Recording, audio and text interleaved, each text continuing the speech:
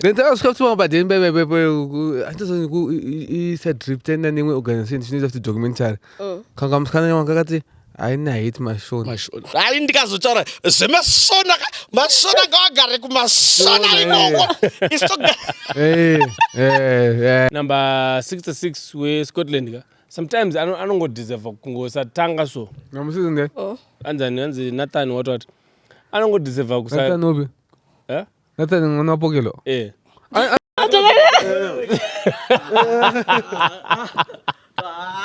Tava mabhuku apa tisina kugeza Kwabuda mvura mabhuku. Tinaitwa geza mvura yemugodi. Izindaba. Mina zwi. Mina zwi. Kwachigowanyika mufambe nemota around 6-7. Haifambe. 6-7 haifambe. Unosika matumbu. Unosika matumbu and munhu anitanga sikunzwa kuti kukuya mota. Achete mazofish akazotengeswa ka. But guys nditoti chatunga cha 50 akaramba. Irepu yaye musikana yada yakazobuditsa yakatobuditsa musuyo yega yaitwa repu Kudama faera asina kukanikwa nezvipanera ndoda nyaya dzechokwadisa Episode 10. Office Chill's opinions are not facts. When I say my opinions, okay. It's been 10 weeks. She told her my opinions, and it's been great. 10 weeks. We hope that we're inspiring you to say opinions. Panapa encourage the guys. Urafungwa dzako sakwati sikuona kuti hauna mari kana kuti hauna power. Say opinions. It's very important to share opinions. Zvinobatsira mental health, zvinobatsira to improve lots of things. Zvinobatsira peace mucommunity kana ushare pfungwa dzako pane kutaura maonero ako, mafungiro ako. manje kuna vanhu vakaita sana Skoko uchitaura pfungwa dzako Don't encourage violence. We don't encourage. No. But urikuona kuti chi 10 weeks and these guys they've been supporting us kubva musi wekutanga from day one up to now. They're still with us, you know, and I mean akazoita seko mfestival aida kutipira vanhu vedu okay, it's a story for another day, but bin big. Bin big chazopa bin big. There are a lot of guys vari kunetsa uchiti uyai mumboitira mushop mangu uyai chichi. I know a lot of guys vari kunetsa kuti chimbouya tichauya, but izvozvi titomboita parapa, but hanzi chimbouyai mumboitira pane ngobhucha yakanzira nemufestival akanonzi kunsonzi uyai muitire pana uda kugochera panapa pagucha panapa Pataikonoto panyama ka. Yeah, pakudziva.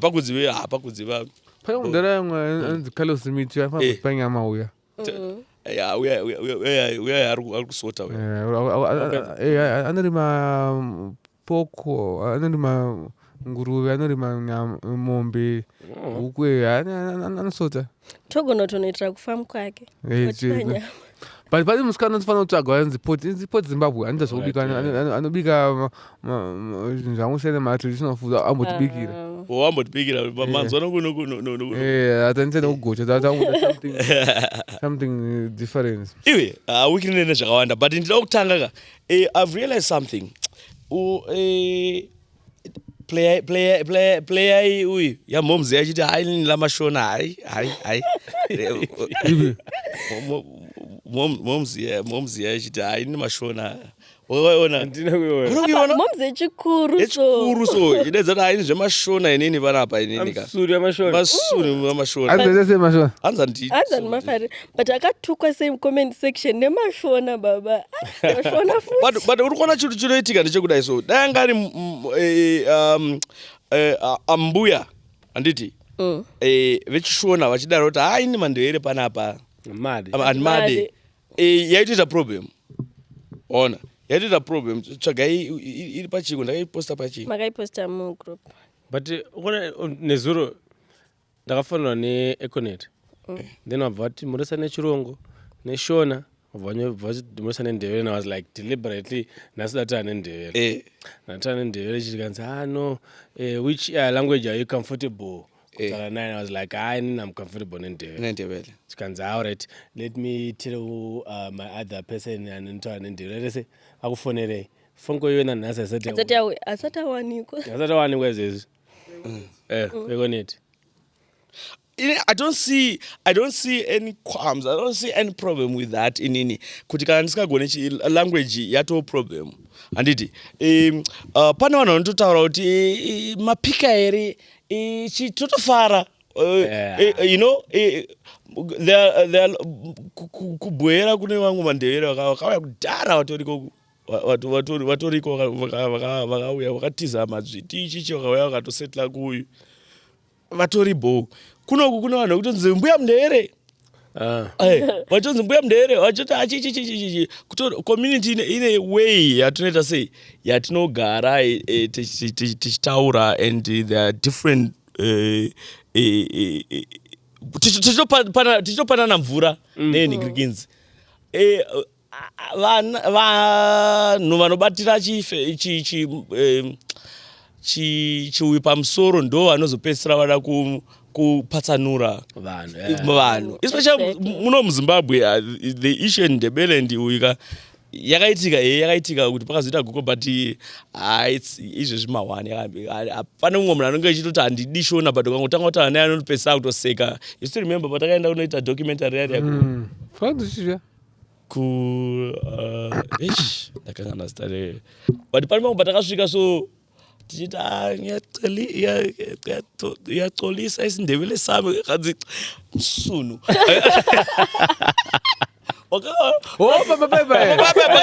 pakadzi iwe takaenda kunochita kubulawayo taifana kusuka raw Bulawayo. Saka takuti angatsvaka chicomedian ichi wobulawayo tatsvaga mandla comedian ati famba newe uchitibatira basi samandla asvika pamabhadhini mandla vati ndavana vakomana kubhasi stop vaita chichichichi savaiwira mandla pasauri kuti vanhu vabva kuHarare baba ndakataura kachindevere chechishona ichi baiwe demakanyarara henyu iwe ndakaona mandla akuti let's go ndokuza tiri kugedhi dhara tichimhanya hanzi angati andotora demo mamuri pamba pangu handidana kuona unaida kupazai tinotange titori two nyika dziri different. I don't think so. There are a few people vane nyaya dzakaitika dzakaitwa the same government iyoyo bozi inini handina hama yakaenda ndinotodzvinyiwa negovernment iyoyo nditori nema-issues negovernment ichi nditori victim we-same government iyoyo and at the end of the day there are a lot of radical like radical people like anzani Sibanda uyoyo anditi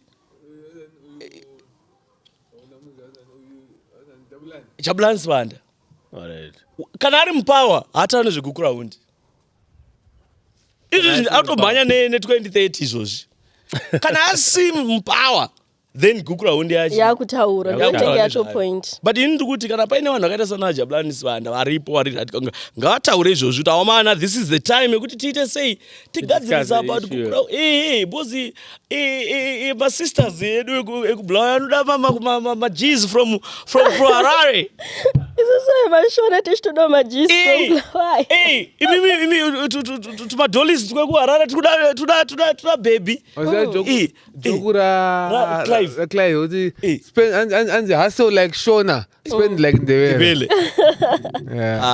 Clive akazofa then takasvika kuti mabhadheni isadrip tenda nemwe organization chinoita kuti documentary kanga musikana wanga akati haina hate mashona fair kwati but isusu takaseka about it hatinoda kureacta zvokuti tatoseka but tasipedza takuirana asi but maigodii muri kuteritorisi maya inini kana ndiri muZimbabwe handitoi kana kwese kubhinga taitotaura kuti kubhinga bcause akauya kunonga hatogonochi saka handifanisi kunga ndichiuya haisi excuse kuti handigone chindevele haisi excuse kuti handigone chibatwa kana kuchilonga kwekwe taitotana vanhu anopana mukadzi still remember kuchilonga akuzi kumatebeleni chete kuchilonga mukadzi yakati mukadzi uya pavanga kutorerwa land vachitorerwa land patakatanga kuita kuchilonga yamo mukadzi yakati hai ndikazotaura zvemasona masona ngavagare kumasona ikoko Zviri kwese. apa mhomzi kai yakaroorwa kuchilonga but ndekumasvingo saka kuti anga chasazomushona ndokwanenge aroorwa aiwawo but hama dzake dzichongouya Kamusana kake kanga kaine murume mushona. Vakasvika kavenga mashona. Murume wacho anga but my husband is Shona. Tell them and but you know guys, I didn't mean it. My husband is Shona. I was just I was on egg. I told her any Madolles emashona but tukumtomade but I say but I think pagemere alenders yadere the bana majiz chichi always andaliyo kana mkazi wake ni wangu majiz sana na sticks mashona game ratamba boys Mandela na section yao I was like inazongosumuka na guys ndakubaya kwedu majiz unapakaza mashona bana fuck shit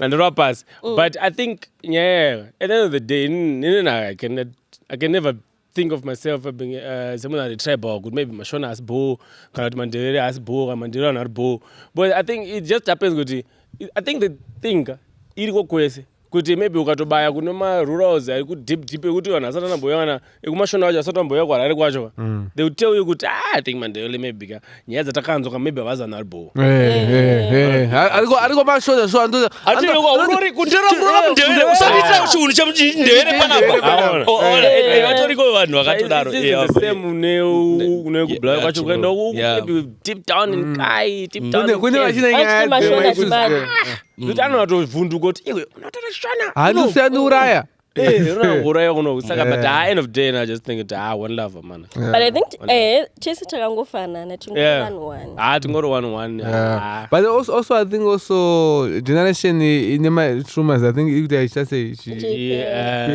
vafana vechidiki nokusana mauniversities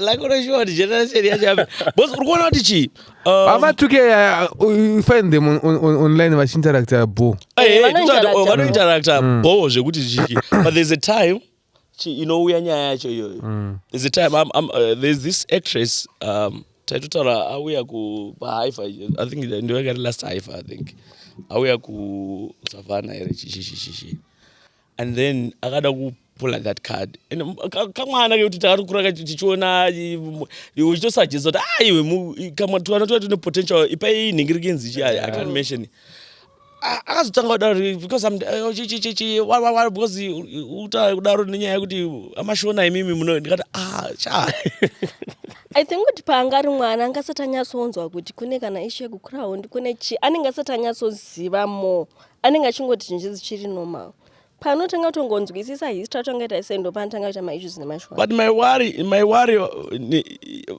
nevanhu vari tribe kudaro ka vanhu vanenge vane shona background exactly ndo vamwe vacho vanhu vanenge ukavasangana nemukaranga akakurira kubulawayo upenyu hwako hwaparara anenge amundere more than Mandela acho bosi pane vamwe vakuti unotobva pamadhara ekuti anotouya netsvimbo otombokugoma musoro mozopesera makuseka makutotaura nyaya mese makutoita sei but anenge atotaura kuti inini chichichichichi ozopesera kuti but iwe mufana uyu hatorina chii kana unana lupani kwatakaenda kunana uyu tichidzika unana kezi uko apazanazvo kunana ngwenyani vaitondiseka tichitaura chidhere pakamboenda kumandau hina zvatoreketa unozviwa here vaitotraya sei but it was not ingrini zvekutodaro but also would find vanhu vanozoita majoke to mukaranga watoseka zvavo ega but sometimes just ignore but kunitowo vamwewo vanoita majoke vamwe tongoti tokudzidzisa chese and my issues atoriko zveshuwa my issues atoriko zveshuwa nyaya ichatinetsa iwe madhara akazofa akazoita sei inyaya yegukuraund ndo inyaya ichatonetsa inyaya yegukuraund kuti ndingofanira kungoita hili tofanira atifaniri kunzi ngatisataura nezvazvo tofanira kutaura nezvazvo munhu wese achibudisa mafeelings ake kuti inini chichichichi vanhu vanofanira kungotaura nezvazvo. Problem inoitika muZimbabwe ndeyekuti musataura nezvazvo zvitaurwe hazvitaurwe usataura izvozvo because chichi that problem iyoyo ndoyo yatisvisa patave nhasi pano bhotila up musunoputika chinhu ichochoga because dai nyaya yacho yakataurwa time iyoyo vanhu vakataura about it yakaramba generation iyoyo yaitohila zvaisambouya kune isusu ama2k taitozonzwawo yatongove hizi tonoti kuti vanhu vachiri vakabumbirwa. ini maiwari ndeyekuti musuri kuti vanhu vari kucommemorate account vanhu vari kuuyawo vanobuilda statue yavo unoputsirwa statue yayo pamass graves avo vanoti ndo pane mass graves unoputsirwa unoita come on guys zvinhu zvinongofanira kungosiyiwa zvakaita sei because pane umwe munhu akutotaura recently pane I think pakauya iyo vanozviti new dispensation pane documentary rakaitwa neimwe uiso ma1 vanhu chidaidza kuti vanhu vatovaziva pakaita sei pavakavigwa vatori up pane mumwe mugomo musingapindike right now chichichi but vanhu havade kunzwa nezvazvo kuti pane mumwe kwataenda kwainzi kwaendwa kuchionza isusu hatina problem handichadi compensation yekuti ndakaurayirwa baba namai nasisi vangu ndakasara ndi1 iyi compensation yakaita sei ina handiideni ndingoda closure yekuti ndoziva ndavaviga apa and government yongoitisawo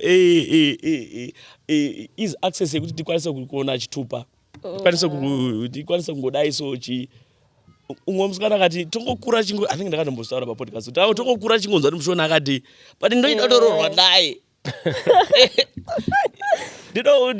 ndotonakirana naye adororwawo namhofu kana namoyo asana moyo ndomamwe mandevere efeki kaya kangona moyo hauti kuwe naye fake ichi chifongong but and I think end of day for sure iyoyo kuti nyanya ngaingotaura ipere I think nyaya yevhela mana hapasina nyaya yekutaura fele tangwa one inini I think vanhu vane problem ndiyo yekuti hey mtokazi hey we want to go back hey borders what borders there's no border in Africa we are one there's no good kanzi uku ndikwemashona uku because zamfana kuti iwo mandivela achona wakati alright tuda mtokazi ko maxhosa achata sei ko makhalanga achata sei vakuda kumavenda mandau ngona so we're just one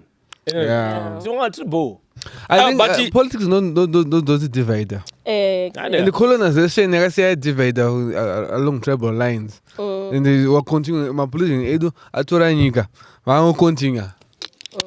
Mauya kwakanaka. Urikuona zvazoitika manje apa. Ndaichizwa chini kiri kinzi cheFirst of China. It's anodhira neforeign uyu angari kuchina achibvunzwa angari kuamerica achibvunzwa ma-questions nemastudents ma1 pane muzimbabweni akasumuka ipapo echitaridza kuti imimi angataura about kuti mabetserero anoita vanhu chichi kanzi imimi hamuna hypocrisy munoita because imimi Zimbabwe wakaiona but iye kati hanzi new president aripo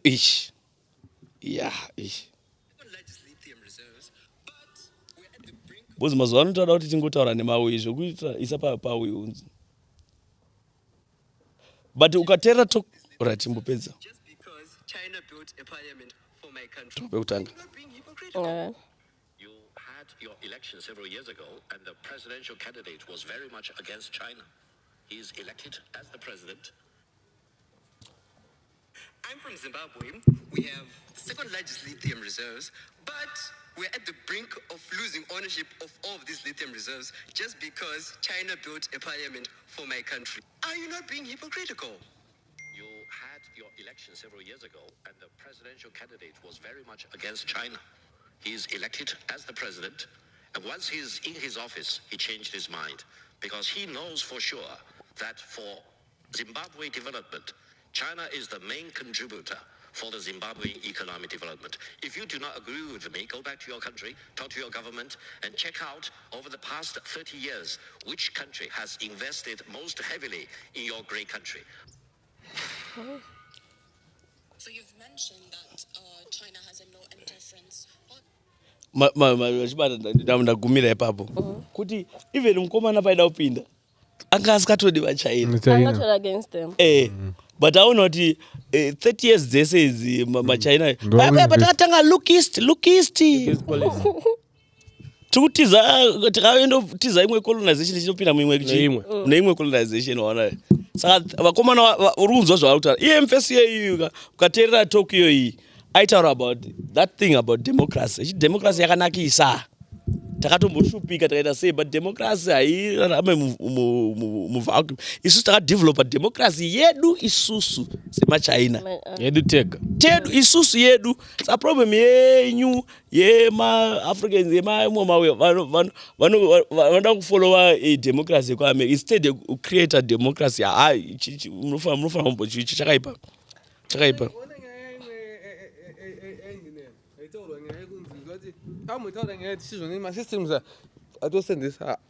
they're not designed for us. Even one wachivuta kune dzimwe nyika. This is not invest so much money my elections from ballot features. Kune dzimwe nyika kuko they use my bond paper. Angachipiwa ne political party which oh ndivoterewo. Kwani tanzinoshamisira. It's very simple. But isusu we invest so much money to the square kuti ite election. But one election, they don't even put much effort to write an election. It's really simple. But they fund. Marega wanda kuti guys it's so my election you must service features ballot is family policy but it all don't move because kune matsotsika varikuitira because vanozati kune vana kamburai ana kambu sa problem yavo ana kambu zvavanoita manje panonzi apuwa aisirwa spoon anobva daidza kuti ndine saga ona saka but still muno mumachona mainvest kwamazimari vanakambura anongokambadaro futi. There must be. I think there must be. There must be different definition, categorization of democracy in each context. Africa ni yao, Europe ni yao, America ni yao. You see one side fits all the democracy not done. After 5 years, they also. I think they don't consider because election and set divide baba. Each election cycle started divide. Tawe my enemies, muriza paradza, ukama waparara, ninga kuti ngativotere ningi. Ngoti munatore power 5 years. And there's a talk futi yaitwa na Obasanjo. Yeah, I think pane mfesi angari ku Harvard. Anzan Glenn. I'm sorry kana nda ndisina kuya. Ndiyakavunza muZimbabwe futi akavunza question. Saka akavunza question but Obasanjo akati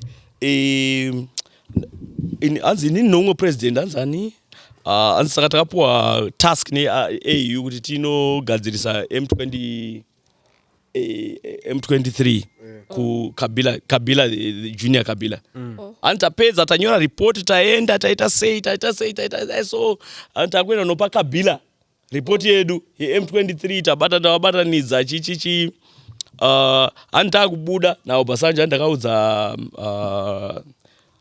his late man president wacho andakamuudza kuti after 3 years problem yatasolva iri kumuka futi but we ananzwisisa saka patakatoenda after 3 years exactly 3 years M23 yatanga futi anzi uyobva andivona kati imudara munoprofita imi muri Oracle kanzi aiwa handizi Oracle panzi pandakamupa report yayo ndakaona reaction yake kuti he is no longer focusing about this issue akutofunga next my elections asi kutombofunga kuti zvakamira sei zvese zvinogadziswa something panoda kuitwa sei maya mukomana akutofunga maelections ndoskupa sei hani ndakaona body language ndakaona language yake kuti hapana maelections saka aedza kutaura kuti the thing chiri kuitika izvi tatoma election mode 2030 what chichi what wakaona video ya prophet aramba singodzoka prophet angel wachitaura ngeelection 2030 kuchechi chinzi guys siyai idzi yakati haasi kuda zve2030 why muramba muchitaura talk about the roads kwete kusara muchitaura nyaya ye2030 muchechi dzakapopota hanzi musora muchitaura muchiti idzi yakataura kuti haasi kuda zve2030 why muda kumanikidza mukukonzeresa division muchingosora muchitaura nyaya zve2030 isi da kuti taura nyaya yedevelopment maroads maclinic aonza nyaya yesafe delivery kuzoti guys let's focus on safe delivery pane kuforamba chingotaura nyaya ye2030 id akataura pachina kuti haasi kuda zve2030 ukaona uchiramba uchitaura nyaya ye2030 wherever you are ziva kuti utori enemy of progress yeZimbabwe. Baba akatora role yake sechurch. I think church manje ndo panofanira kuti zvitaura ipapo kuti hayi makomanaka zvakuita sei. Although vanhu vanozoita dubia zvavo but role yechurch inofanira kumbopinda ichiuya vomboramba vachiita sei vachitaura kuti ngavadzore ona wodzora already titorimo hapana chechi ndio pana mumwe akawanda unoiteerera zvisingaite hauna kuona vanhu vaitosenga chinzi bhora wakatenga Mbappe wakatenga here Mbappe uri kuona saka nasina first game rangu rePSL league here nakudza here kurufaro musi wa1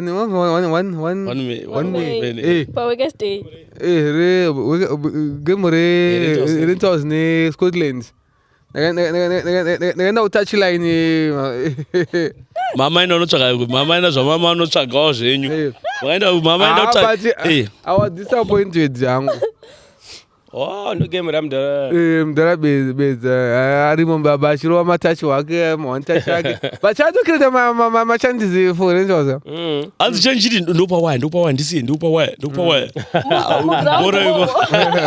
waya siya but I was disappointed neplay Scotland in I'm not happy guys vanavapuwa mari yakawanda but vanotamba bhora achirara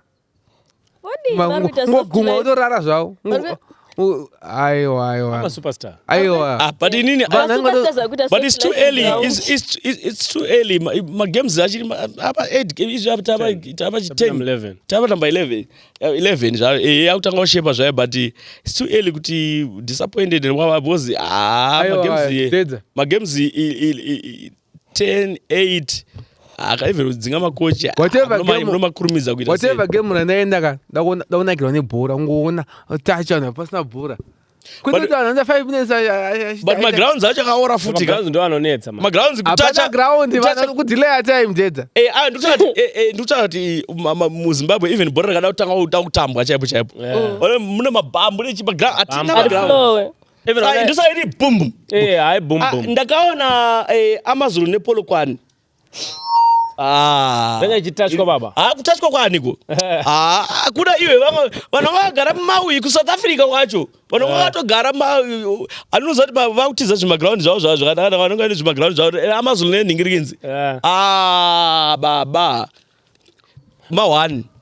But anyway, I think nyaya yemagrounds ndo imwe ikuvhiringa bhora. And then handisi kuti ndo zvakaitika or anything, but I think number 66 weScotland sometimes anongodeserve kungosatanga so namusizinde anzi Nathan what anongodeserve Nathan Nathan ngonapokelo ari mu first team ro akastarta pa last game Red Amos Green akastarta akanyorwa mabhana ndiyo yakawina Scotland unfortunately ndasabata Dimbara chama Dimbara yacho Dimbara yacho haisi Dimbara futi haisiri Dimbara toziya chaino Dimbara nguza chazunguza kuzunguziwa 9 million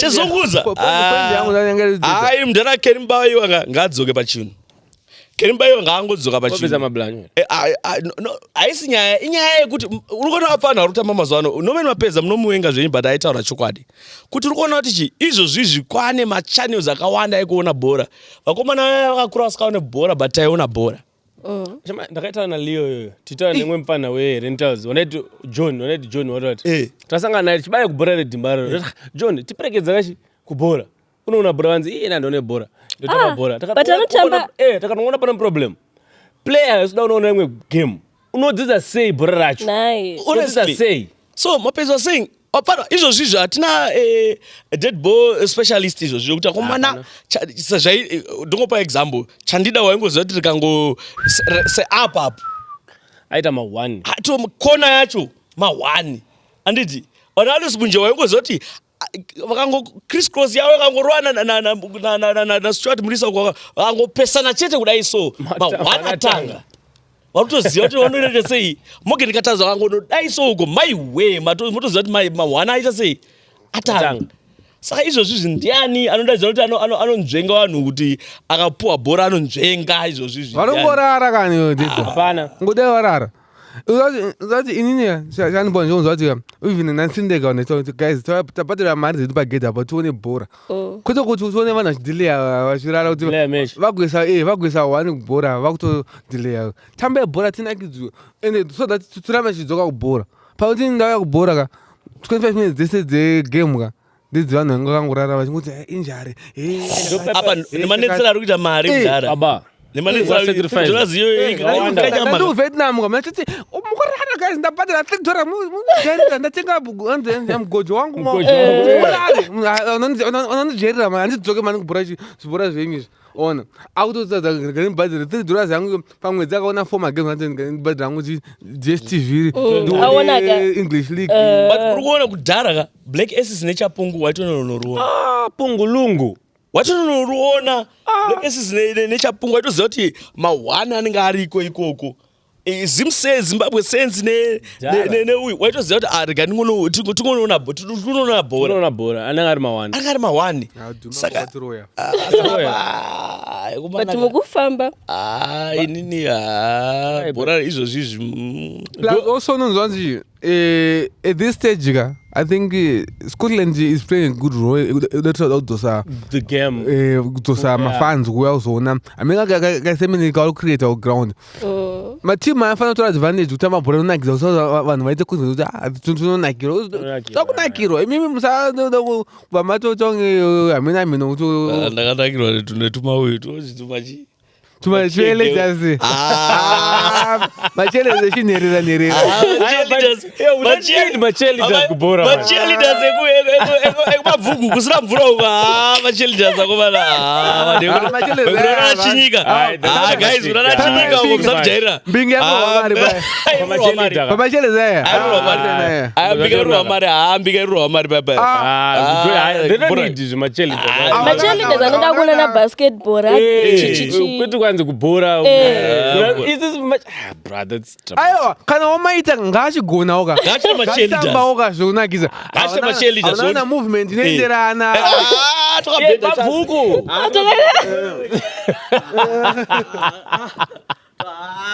tamba mabvuku apa tosina kugeza kwabuda mvura yemabvuku tinenge twageza mvura yemugodhi pana chinyika apo matikanya pachizhanje kumachelders ipewo kuchizhanje kuti pewo machelders chichi kuitika kwana matsera but ona imwe yenota nchuta game I don't know kuti I think maybe it's becoming culture ye bhora remuzimbabwe so akugowe sikwe bhora aiwa muafrica hakuna maafrica top goal scorer anoita 12 goals 11 goals but nefunga kuti kama chagoesa bhora ino but kama roho yake haisiri papa aimhanya anditi izvi roho yake haisiri ona izvi akucreata because haisiri nyaya yekuti bhora haringomhanywe ndisaka muri kuona even ndaisapota afana ukuona Nigeria zvatakairwa takamanaja game kama ingo takaluza bhora vodzoka musona akaluza bhora odzoka unomira pashepe yavanganzi ichi mirai papapiro rake rananganzi mira papa mpana chirawo chirawo wenyu yamuri kuti akapinda yanzani chirehwa whatever akapinda akatorerwa bhora uko adzoke kuya unomira paimira madhara aya achadzoka akutofamba akutobata masocks akutoita sei so bhora iroro harishande harichashande izvozvizvi rokuti bhora iwowe unongonzi iwowe imimi hunzai bhora kuno kucheta harichashande unodzoka roshandwa roendwa worldwide bora iro achashanda. No, and I think I think vanhu vemuzimbabwe so matimu aka avaziita goals ase avatorina formula yacho yekutofunga kuti saka isusu strategy yedu ka yekugohwesa ndeipi. That's the reason why uyu coach wekuplatinum anga akushaudhana nasticks because iwe sacoach ka ukamubvunza kuti mimi formula yenyu yekugohwesa ka ndeipi. Haatozivi kuti vakuataka nemawings here vauda kugoza nepakati here kana vanoda sei. Saka chizimbabwe futi katoti problem acoach acho Ukase macoach because South Africa ne macoach hakuna magobora. Magobora South Africa pane macoach. Unoona bhora reBarcelona neReal Madrid. Bhora ringi rakaremero but unoguza 7 mabhora. Barcelona 3, Real Madrid 4. But we had this in 1. Wanna go on chibubu. Nemushonga umwana ngakadzanya mabhouza akagara paningi ari tsuka baba ba sticking bowls. Hakuna mushonga wakawandisa mudhara. Ama stories taura nemaplayers. But ama stories anokuudza kuti mudhara ndikuona unoona mabhora 3 achiuya so kana kuti unoona kuti pane pfumo neuye richiuya so. Apa pamwe mumwe anenge atombopinda muground aita 2 days asina kugeza.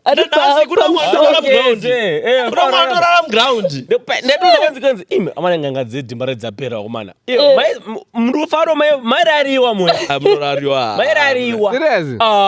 Baba. Munozongomuka makusena kanobairira. Cholanda unochiona here Cholanda chimwaya engineer. Cholanda Pirates South Africa. Cholanda Pirates Chiefs. Juju nengere moya. Juju baba. Gogoma weni ndezoti maplayers basera akatoenda kwaitodana nambo Gogoma weni. Unisipo base unotoenda unosukwa masocks baba ku Africa. Ukasadaro autseke ikazve. Iwe wadonza injury yayi. Enda urori chako ka. Nongochwa kwa chitomanya pa baba. Aiwa but ukoona ini nangu ka tinoda ku ndizopesa politics pese but ndikuti unaona akomana zvinhu zvese zvakadzikira baba azvinzese we expect too much pane zvimwe zvinhu zvisiri necessary. Because urikuona kuti toda kuti mira kandipedzeka maitri toda kuti vanhu vanogona bhora chaiva varigona kuti handichade bhora ndoda kuenda kubasa. Watotaura kuti inini bhora ndakuita kunga business kangu chichichi. Satongotora vanhu vari iwo zvidhakwa izvozvi zvavafana zvekuti anongoti ningoita ndiri kuita chichichichi. A lot of people vanoziva chaizvo anodadzira ndakutoitawo zvangu ndaenda South Africa unotengesa chakati because bhora racho hasi kupuwa mari. Apa vanhu vanenge vanyatsoona nepassion yefootball zvekutodaro. Ini point naundedza ndiuraya newe ipapo because handiti practical. Scotland varupiwa mari vakomana aya. They are getting paid. Never know, eh? Varupiwa mari. Guys, there's a Scotland. I think izvezvika ndo vakomana vava kutapira. But also I don't think so. Let's kune matimu ane funding.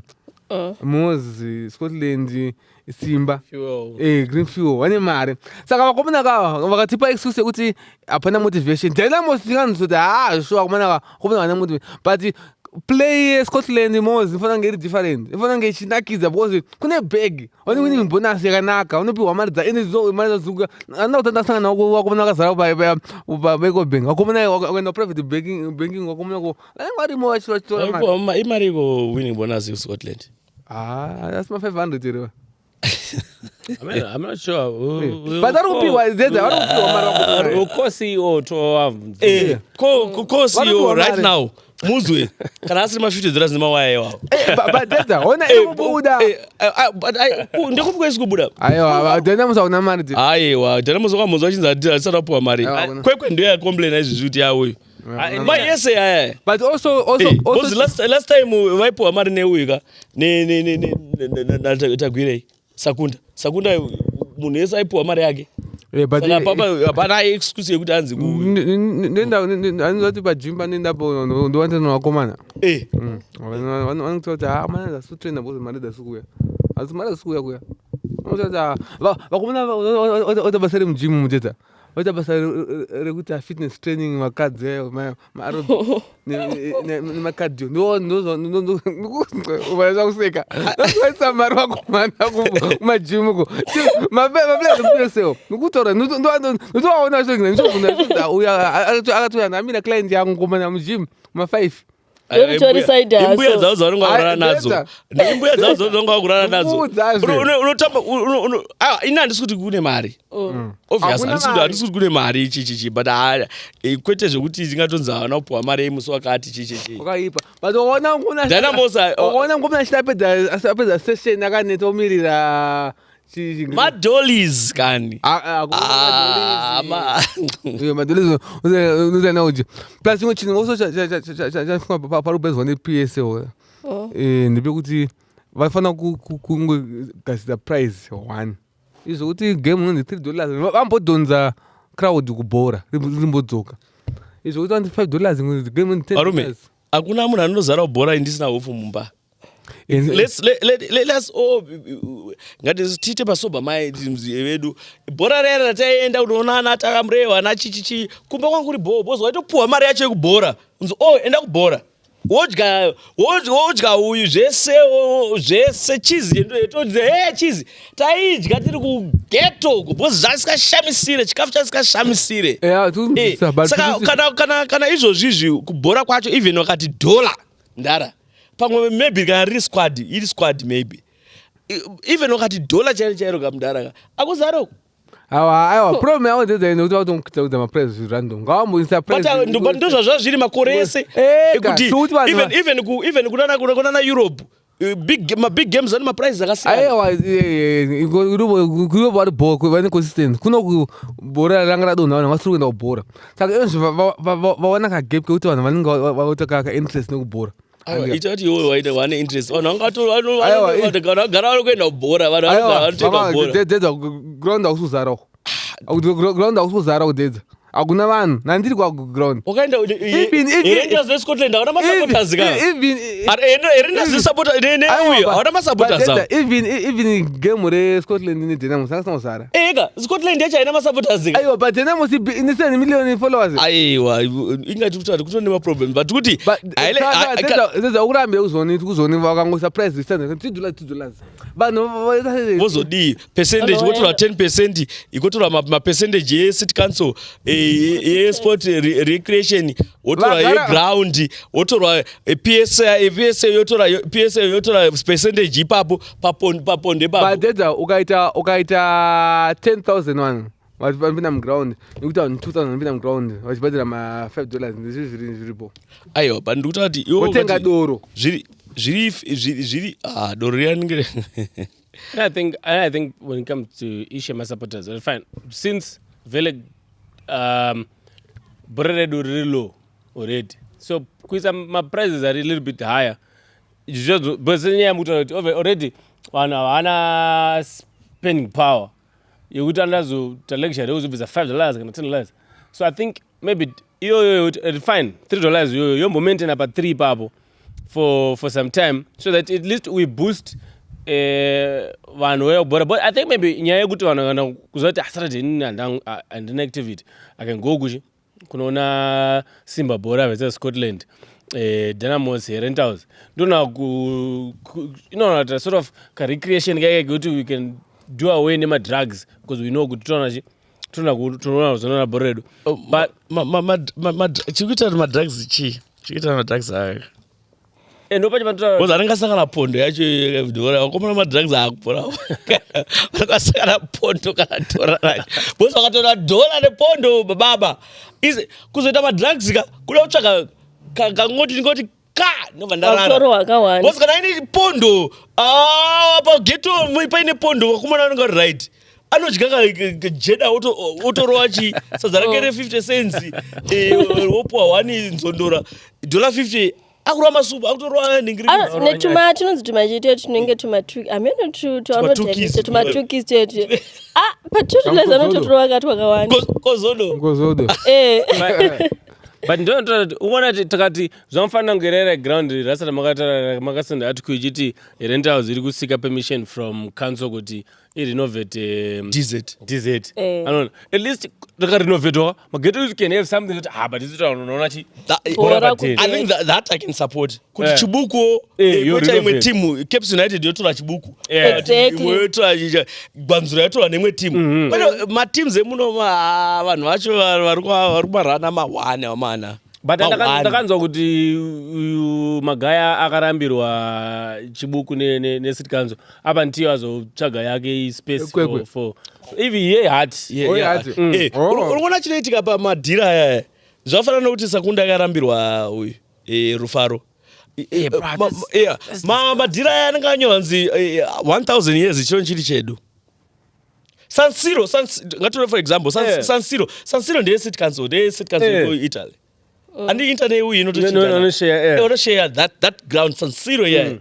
And ndeye city council isusu toida tochivuta kuti isa mongo ndinogona ndechangu ndakutengesa.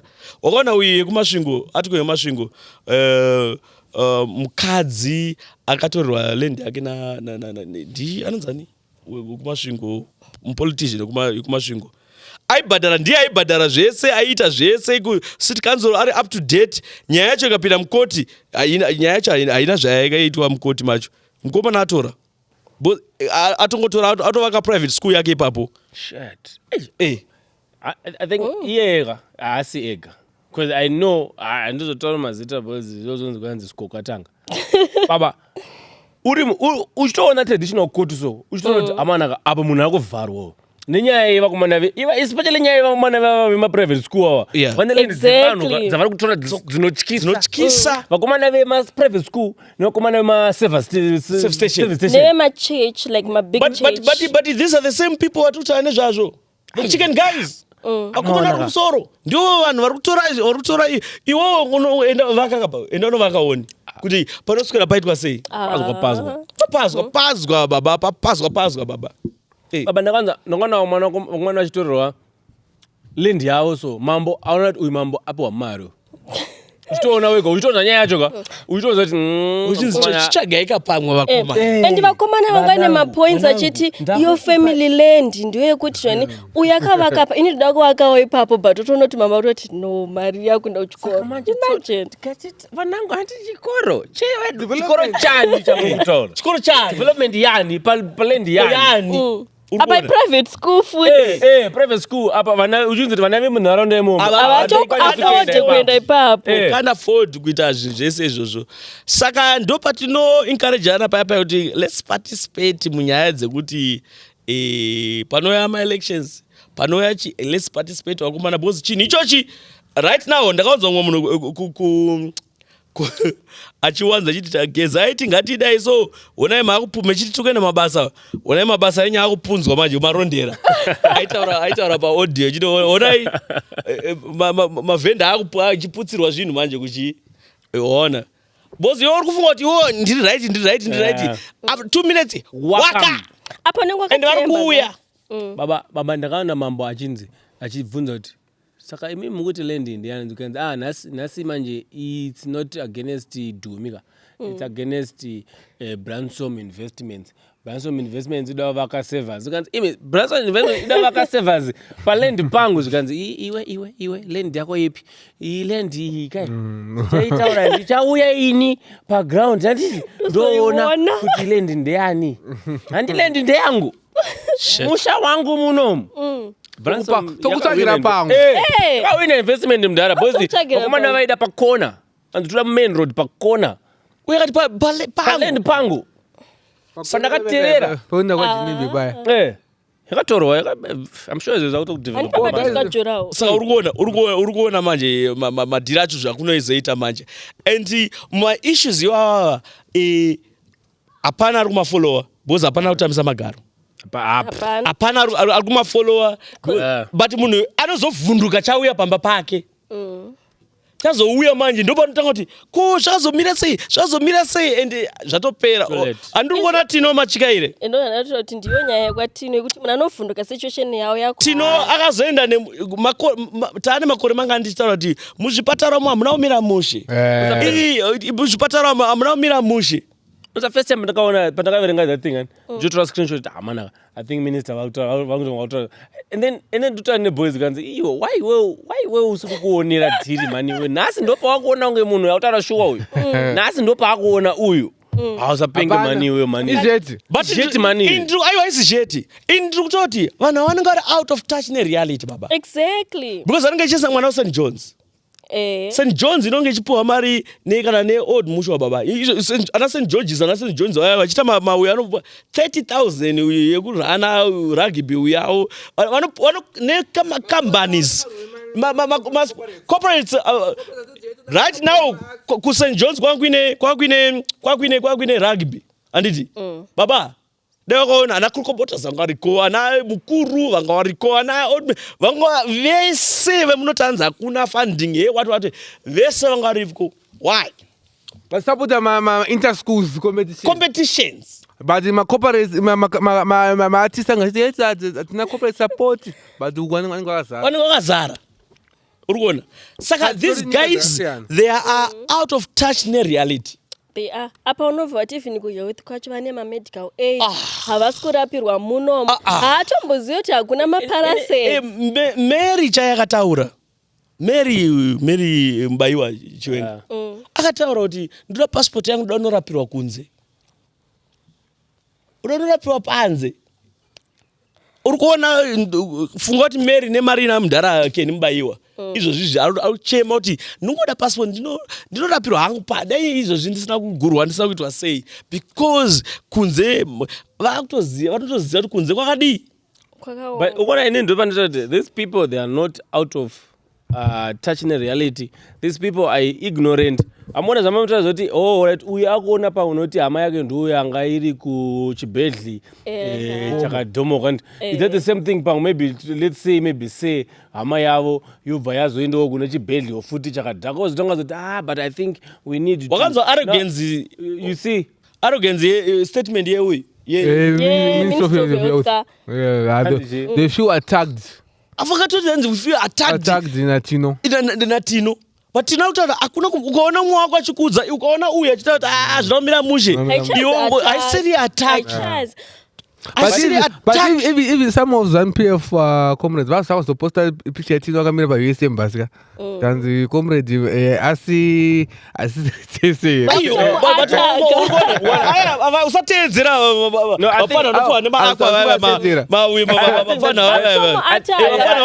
ndo basa rawo kuti anogona kupuwa nzi atakai ningi otoataka ningi mavarakashi. I think you ndo imwe nyaya ikunetsa muZimbabwe kuti even now ukatotaura reality wakunzi saka iwe ausisiri kuside but kana problem yawo president ataura kuti kana vachienda kuEurope vanoti tiri kutry re-engagement asi kwakaenda umwe munhu amutengesi. You see ivo vanotaridza kuti it's re-engagement nani iwe mechita vauyu ukaona chifara kuti anga achitaura nemurungu president anga achitaura nemurungu amhurisana nhengi ukaona achiposta mapictures iwawo but umwe akangouya mangwana wakaona murungu wehiyeni akauya manje akabva pastate house izvozvizvi dai iye murungu iye akati akanomira nangonzura akanomira nachamisa yainzi vaoda kutengesa masellouts what but murungu akamira nemunhu weZANU-PF ainvestor akamira neumwe munhu amutengesi saka pose yatino yaya social media bobo wakaposta. But what have we done in terms of proper? Was here is in cabinet. I'm a person assistant cabinet. I'm a cabinet. I will sit. And the minister I'm going to table. I'm going to say. Assistant cabinet. The deputy. The minister. The minister. I'm cabinet. Yeah. And I think. Yeah, Young Republic. Any agenda? I don't think so. Yeah. I was talking about Batikana. I don't think that thing was personal to him. But he meets with the president. Yeah, but it's personal. But it's there's a thing. They gave away a whole haulage truck, a horse, to the president. As a gift for birthday. nhasi ndo pauda kutudza akubatikana nhasi All right, That's isusu ndokuti that thing was that's close a to banger, home. You never hausi kuziva kuti munhu waperekedza ndiani. Wakaperekedza pamwe nditsano kusmall house. Anditi uri kuona pamwe ndi ningirikinzo weku munhu wekuti paakaona zvaya akavhunduka kuti iwe chokwadenga awa nawa tukachipa example yekuti mutulipa aitaura paipa angasatoziva kuti imari kuenda munhu anopuwa mari aitoti hanzi uyu anopuwa 500 munhu anonzi hanzi weight anopuwa $500 $600 anoti wow I didn't know achenda Davos ndo zvaanotofunga izvozvi nanhasi izvozvi vari out of touch nereality vanhu vaya zvinotyisa. I'm telling you. But guys, I don't think they're out of touch on They are. But ignorance, guys. But ignorance. But the ministry, we feel attacked. That's ignorance. Ministry, yacho, we are feel attacked. Because ministry mumind mavari kuti zvinhu zvese zviri nanhasi health kuri kuri vanototaura unokuona vachita zvimatoo zvekunut farm nekuti chichi vachita hanzi zvinhu zvese zviri boys. That's the same shit, same fucking shit ndakuti ndakuenda language yaningirizimaaskoko manje pane lete yandanchiverenga iarticle yanyorwa nawopost achiti lete yakabva kune NS achitaura kuti Johnny guys amuziva how painful it is kutarisa munhu ari helpless hausi kwanisa kumubatsira because mamachines haasi kuita hatina even mapizi ekuti anobatsirika. Just imagine the feeling achiti hanzi feeling yekuti Johnny uri kuudza hama dzacho kuti munhu wenyu hapachisina afa nei havasi kwanisa kumubatsira nekuti havana zvinhu zvakazvikwanisiro. Just imagine yekuti hanzi mashits sometimes haagezwe hanzi tinotoisa macurtains weti dzedza ungobvisa ungokanda ubhozi kuno kusina magetsi hakuna kana washing machine pamwe ne 2 weeks isiri kufunctiona. Just imagine kusina mawashing machine saka uri kuona kana uchipinda nekusaidi kweadabclinic yako mdara mochari ukainzwa mdara ukapfura neko kudai so kwako ya mdara pagomo paya mdara ukapinda uchibva nekusaidi uchipinda no kudai so. Of course, but kuti awana reality Machakere is part of the problem system. Wana moja danitenga. Ndiwe mauruse. But ndikuti is a civil servant in the eye in government. Angato deputy minister. Weku arts sports and education. And then I'm saying I think any agenda some there's an agenda. Agenda ndekuti he can't be telling us this guy nasi. Don't bash experience. It's close to don't bash experience. That guy an agenda. Unoziva zvinoitika situation uchitsanangudzirwa nemumwe munhu kuti guys chinhu chakadeso chakaoma paunozoenda through it unonyatsonzwiswa kuti maitara chokwadi. I think zvakokuti ukaudzwa kunzi labor yakaoma anditi musikana achiudzwa but paanozoenda through it babaga anozouya achizotaura kuti zvinhu zvakaita sei zvakaoma. But the difference with these guys, there's a company called they sit down and they talk about nothing because they even talk about real issues. They even address those real issues. Those guys, a lot of them, they are there. Kungoti yes, 2030. 2030. presidential scheme. Those guys, they even talk zvese izvozvizvi. They pasina tino achitaura zvinhu zvakadaro. And problem apa tino appoint out zveku health chete ku education kwakadhaba akuna kwatinopoint out kuti uku kutombori nani but those people like pane immediate family like secondary padhuze pane rimwe secondary kure rehama dzavo dziku experience that kune mwana ari kudzidza kumushoka asina kana zvakakwana but ari kuenda go through ma projects nemanzi makala. That's why I'm saying kuti it's ignorance and it's not good they don't know about that because kana yo uchikwanisa kuti motenga urusi yombo vharirwa urusi yacho otorerwa magonyeti about 20 ombonzi avharirwa ozopiwa bheki magonyeti ako nhasi ozoda kutudzwa kuti kanzi I think manaka mahospitals edu mawani ndozvendikutaura kuti Tino is setting an agenda. We acknowledge no problems and takatomaziva I'm worried. Unoona problem I'm now worried my comrades kuti isusu anditi of course tofanira kusawa trust avana but Tino is going to save us.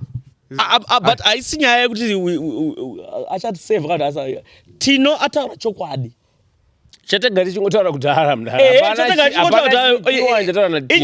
inyaya but iyo azvoona pamba pake agara uziziva panga chidriver urisi yake ka akanyora chinumber chake zvanga chinyora these are things zvanga achitoziva kubva kudhara paida kutoitwa MP pakanazoitwa kuita minister he knew about these things he knows these things he knew about them Wedza kunano Tino motikari yake inogara iri pamba yekutakura vanhu kumhanyisa vanhu kuenda kuchipatara pamba pake kwari MP kuwedzoko akaisa kuti motikari kana maita any medical emergency muconstitution make munongotora mota yake sa anozviziva zvinhu izvi anozviziva because why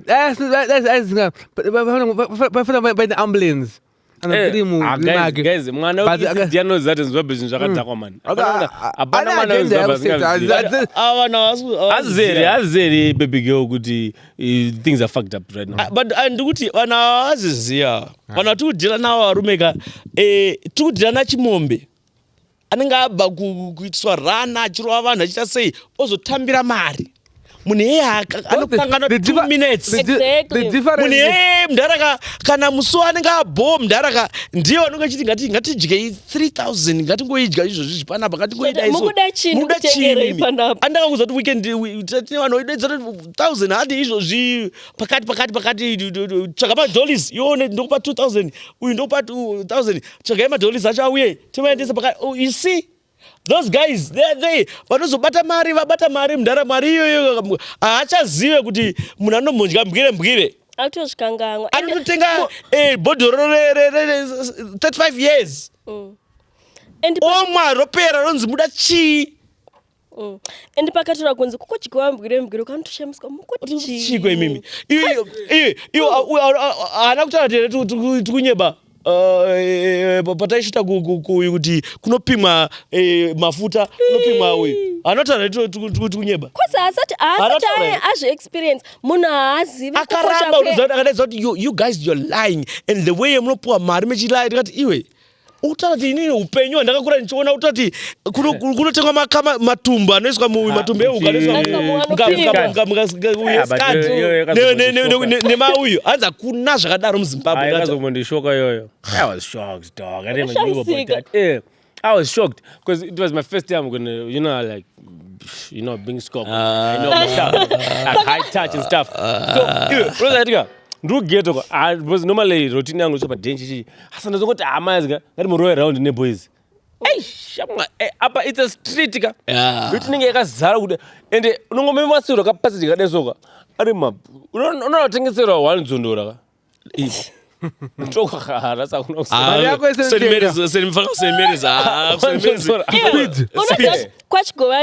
kwachigowanyika mufambe nemota around 6-7 haifambe unotsika matumbu and munhu anotanga asiri kunzwa kuti kukuya mota achete masofish akazotengeswa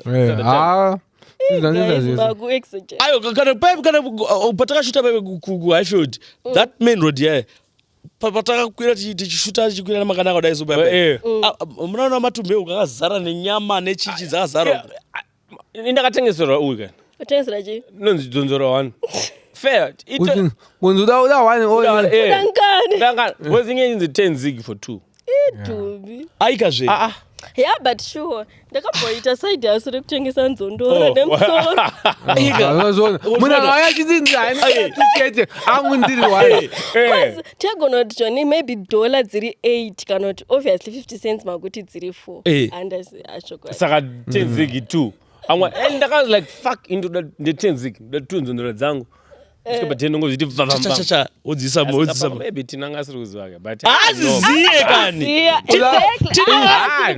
tino machekairo kamudza kuti kana mudhara uya akataura kana atisinota zita rake handiti kana akataura kuti hakuna speed hakuna chinonzi speed hakuna apa geto rese ririko achitedza kuti unozati akafilma akafilma kuti you guys zvimwe zvacho kutengesa nyika kwamunoita kati iwe utandi kutengesa nyika udza kuti mafuta anopimwa kanzi you're crazy you guys you're crazy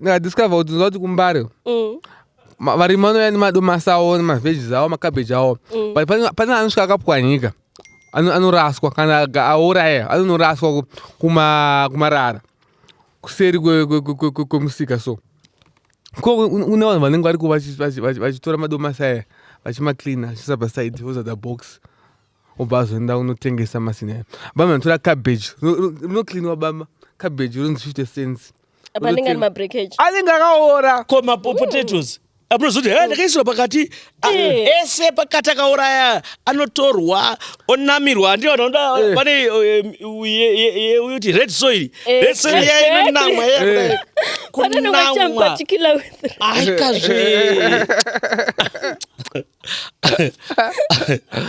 red soil that ndakaona kumbara mndanzi iwe ndakapura nekuti rasta madomasi aya anodzoka mumarket baba anodzoka varimi varasa varimi vati pamwe ragarido kana aita sei vabva vamarasa mamwe wacho aora anotorwa baba orongedzwa kunzi aya 50 cents achitengeswa kumbare just imagine iwewo waenda kumbare handiti wosvika paine kabox rako re50 cents ndototenga kare 50 just imagine uri pane box kwete re50 cents tongoti box tongoti riri kuita $10 handiti wosvika paine box re$4.50 unotongotenga re450 bosi ndikusupika ndoita sei hapana zvikunyatsonderana nebudget yangu chaiyo saka tino zvese izvozvi tino ukamutaurira tina anogona kuti iwe unopenga ava unoita zvinhu zvavo zvemadhapu zvokutengesa nyika musi wayo wakapfurwa vanhu mutauni takasvika pahotera vananike vachiti chii futi dzarira even now uyu anditanganisa naye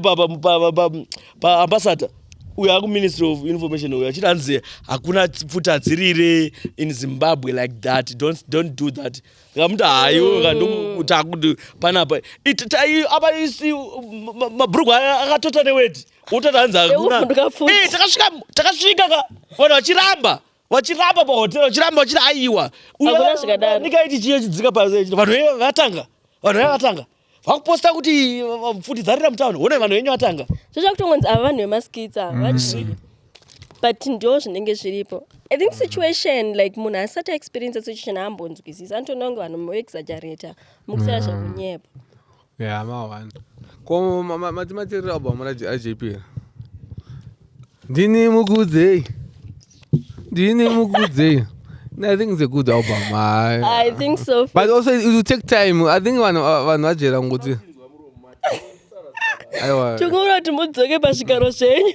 I think it's a good album.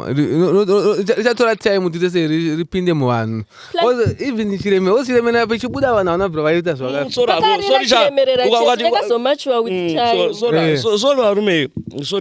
Sorry. You are destroying the industry if you say that in a way. We need constructive criticism. Constructive criticism, it's not good. But there are a lot of stuff that Chazotawa boss knows Chasangana one day na kin to Zotawa. But I think we Oski Dagana Bostaura Agatukwa. Yeah, recycling. I think my producers are not going to change. But the penny ball, but the is sound ama one. Sound ama one. And my producers are not going to change. Koza ano ekuzoti akasoba music song yani ngakazodi. Amsuzvinzwa komana. Amsuzvinzwa ere zvinizvi. Musatanza azodiwa mana amuswanzwa ere masongs awa. And amuswanzwa ere nemasongs acho iwawo. But kube kanti sampling kuba inspiration sampling I mean zvakutoda iye ataura kuti aita akazvimiririra otaimbozama kudini zvakutoda iye but eventually JP anozongorira boys anozongorira katimboinzwa JP anorira tanga yarirawo mani zvafanana nechiremerera chiremerera pechimudaka ndoyega songo itorira inyaya urungudo noiziyayo ubi pachiremerera ubi aiwa JP anorira ndovandiri mbawa kani aiwa anorira masongs anorira mbawa munoitwa karaoke masongs aJP anoitwa ndekudhara but Dumi chiremerera inaurira later Guys, now on this one, I'm going to pull out my tribal card. I don't understand JP. I don't understand Shona. So, I don't know. no comment. I have Oh, no no comment. comment. I don't know. I have no comment on JP. but and inozongorira hazvisi But also- necessary also Kuti no comment. ndakaona ngirinimwe video chinanzoni nyaya yeticketing system kuvhenya ndonga wakaipa vanhu vapinda mahara Serious? I had, I can't say it was a disaster. handiti mimi munozoti vanhu vachanogona tikataura motodzi vakaipa ndimi munomuchitaura imimi I think nyaya yeticketing, I hope vanoigadzisa next time because munhu aindiudzaka angari kushow achitati babaka the worst guys vakaita nightmare vanhu vakatenga online because it was a disaster anzi atati inini online ka makwana ndichitenga online hamonyi Mundibvunze. handitenge muzimbabwe safa wakaita zvinhu because zveonline Online yaidhura kaiya anzi kuzotovherifyiwa kwacho manje pagedhe ka angatori ma1 bhozi munhu angatori netiketi ka angatoriwo patight zvokuti iwewe utori neverification yeonline ka baba hanzi wati uzonyadze network shit seriously saka nyaya mafesi anosota ticketing system iribona ndovashandisira ndovashandisa vamwe vane vanhu vamwe wake vanonga vashandisa mafesi e263 ticketing system no. yakaipa kana vanoita dukensland vechi ivo vakapenga ivo system yavo iri smooth hanzi une tiketi rako ka wanzi enda pakombi iyo ubva nekombi wanzi ndinoenda apo. ende vanhu vanonga vawandisa vanhu vanonga vawandisa ende vanhu vava frustrated ndo vanhu vakadzoka ndoziva vanhu vakadzoka vandotoziva vakati one day vandotoziva hanzi vanhu vakatopinda mahara bcause hanzoni pane musanatira tito chanzi handine mari yangu handikaina tiri family ndine mari yangu chida kubhadhara show but akazopinda mahara because vasina order hanzi yangosvika vanhu vacho kuti apa ndandendapo ibvapo ibvapa makombi vanosvika kuti hanzi tazoona takuvip kugate pane munhu akati hanzoni enda kuvip pane munhu akutengesa kugate hanzi mamwe abva kuti ndine matiketi yaipano hanzi papo commotion yaiitika pagate papoka handazoona ndapinda mukati ndiri kupi ndiri kuvvip handati mhene ikoko handi mari ndakainwa ndakamuposta papapa ndikati I think maybe technology aiwa I think vanoshandisa vanhu vasiriyo because mufeso 263 ticketing handiza dukenslayinenge nevanhu baba dukenslayinenge ende kudukensly vanonyatsobata kuti iri fake ticket anosota takabata vanhu angani vaine system yake ngoti twi but also is still young in terms of business saka I think asatangazowana support plus problem maybe ana JP vanenge vaine vanhu vavo vachitoti aini ndosota muda vana hatiperi kwatipera pinda ndianenge nematikets indorodena asiyana nemufaro wako asiyana nemufaro wangu kamepesita makanyingirana nayo anenge adzungu aiwa asiyana nemufaro wangu kumukumbira natiperi atomira naye aita sei like imwe issue aiwa panyaya yealbum yekuti ana hatiperi like vanhu vakaseka inonzi chi outfit yajab yawinki yekudukensly achitanga munhu hamurume hapfeke sutu yepepo pinki yepink exactly then boom anonzani murefu vabudikira nesutu yake nepink nepepo ovati imwe outfit newhite yekuti wanga mheno ndoshamisika kuti zvikumbofamba sei mina iti ndava leyo zange zazi wanza karani izindaba mina zwi mina zwi inini tinokwanisa kungofarira isong one yawingi d vakutwekera mbinga apa pawingi chakapedza pa that's another problem also ndoyoyi munhu abuditsa uyo ndi JP because wingi d anopinda pachii ndo problem ndo problem yangu yekuti compare and what yedi yataita nemaartist haisibo because munhu abuditsa ndi JP Wingy D anomuka papi utona komberizana kuti hey Wingy D na JP vazodai so zvinhu zvinodai so saka anodai munhu abudisa ndija abudisa uyo yake so ngati mujaje ja kana muchida kujaja jaja ijaya naja ngwere aningwere abudisa album yaro nasulu chinoita ndechekuti sulu akabudisa album rake tsapo inonzi tsapo ngatitaure nyaya dzasulu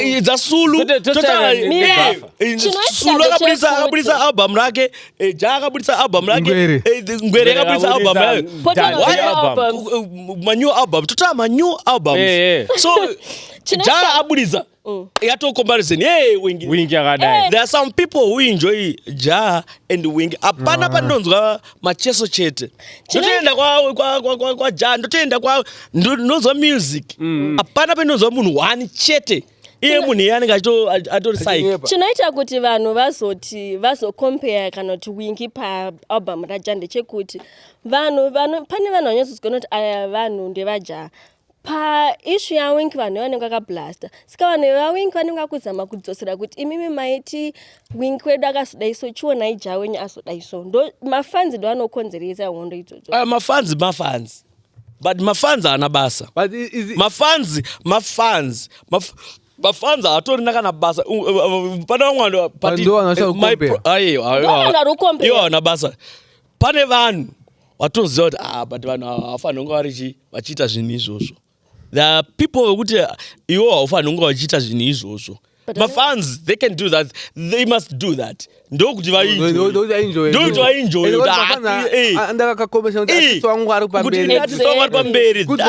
Good for business for my artist. And that is it's healthy kubva kudhara zvaingoitika. But mafans iwawo ungoti uchadza kurwa mago yacho kwega ndiruma. Ruma saka.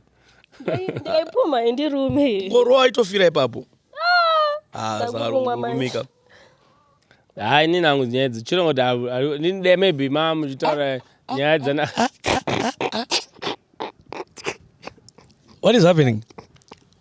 Baba iyo lambasto. Yo. Noza manja pa blanco. Makaroa iri guchiri ke. Wewe ndo ndima pa kwatiro. Oh, that's good to famba. Kuita nganda terra songo ya uye. Iri guchiri utoda munhu utosika achito lambasta because haana kabika.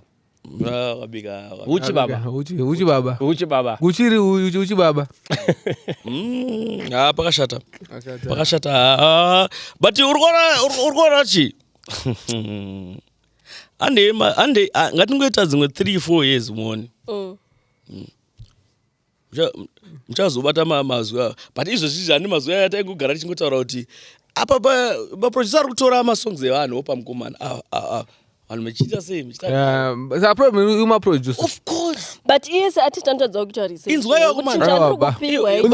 Unongochi trust kuti rora producer ndirei umpa changaita inini ndine song ndachi iyo gadzira. Hapo manje ndopane panouya issue. Ari vanodzura ivavo vakomana.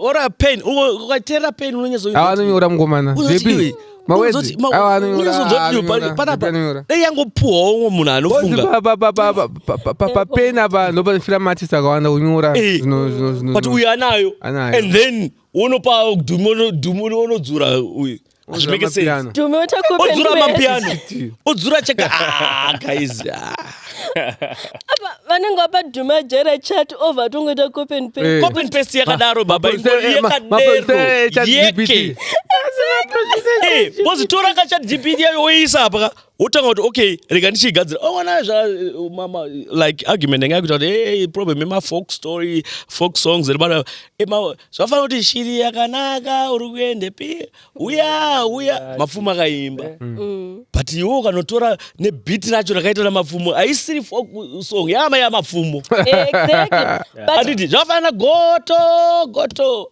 nenharo takagara tichiimba but JP akaita sei Ai. akatora akaisa Akaisa nyama yake ku-JP. kuJP Iwo akazongoita. iwo ozotora zoti uye mambo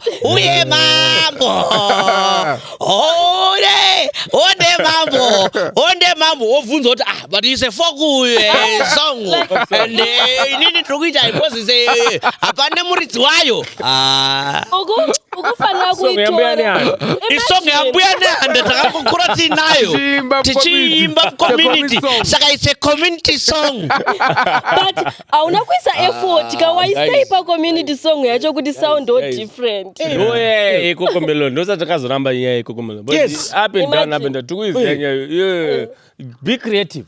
cheti exactly Yeah. Be creative. cheti sandoma iwari iyoyo People are being lazy, yeargument yekuti hanzi it's a folk no this guy akaita effort yake yekugadzira yake atora iyoyo aisa effort yake ayagadzirwa ane nit greetings dzazoita iwo lead guitar ungoisa mbira idzodzo lead guitar ungoiswa iri uite hatisi mabalance zokudaro But bona at least zvafana nemaartist egospel kuti kune masongs Mahymn. mahymns anozikanwa kuti mahymns but munhu anoitora oita like unotonzwa kuti iyi hymn but iri different pane yakambonyemka kana nesim praise. But what I think not really understanding this because I'm Ndebele, I might not understand Mwana JP and stuff, ne? Even na Winky sometimes. But I'm saying kuti unaona ka competition ngeke guys. Kana JP na Winky. Kari bow for the industry. kana wachiita competition Yeah. because kanichita art yangu I'm not competing with anyone Yeah, exactly. But competition kama fans karibu Atina sasa kublawayo kwa hakuna ma-artist yekuti you can say kuti vakomana kuna mandla vakomana na Tabanika anenge ari mawani ndikudza hakuna boys unozonzwa zvanavusi man of fucking shit I'm not saying kuti it's bad kuimba outside of but I still remember maybe vana majaivana remember when skies were rich with our own people izvo zvibabaka isekas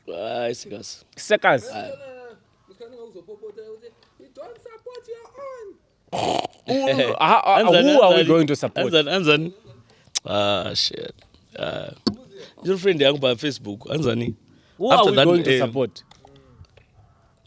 Boys, madeza nambia beta mangete. You know kuti hava manaka. You understand? You know kuti hava manaka. Ma one. These days, Lopez. blues are my mainstream artists. You see? Muna mazwan. ikutokondwa nesu tina JP nana Na Winky. Na madedido. Na Captain Britain representing. Manika Land. Manika Land. guys, Manika Land we know.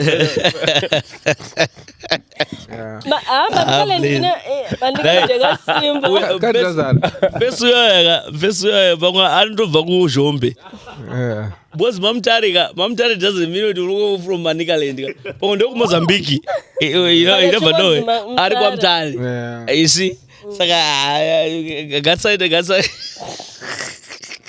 hanzi kuna bana akufollowera nyaya maijire maya but disclaimer we're not going to talk about the rape we're going to talk about let's talk about it circumstances around let's talk about rape let's talk about but it what is rape what is rape sex without consent yes even buri ririre rakaita kunga mugodhi kana rakaita kunga patsono kana kuti rakaita kunga dhoiro kana kuti rakaita kunga padho apa kana iwowe ukangoti iwoye even wakecha handiti kana wakecha kudaro uri pakati wotongonzi baba simungaemendi yati ukangoramba uchiita yatova rape and even nyangwe it doesn't matter kuti victim itombori nemastories ekumashure kwayo ari bad even riri bishure muyu anototi ndaita sei ndarepwa masex ekes anorepwa zvemashuwa even vari mudzimba unozoti kwakaenda mombe kukaita se kunotori no marital rape ndosaka taiti payapaya chimboonai nhingirikidzi uri kuona vanhu ambotaura vanhu kuti onai mapeoples bus edu ataitaura taidiscasa nevanhu marital rape chaichai kuti kana mborova chini makavhara maziso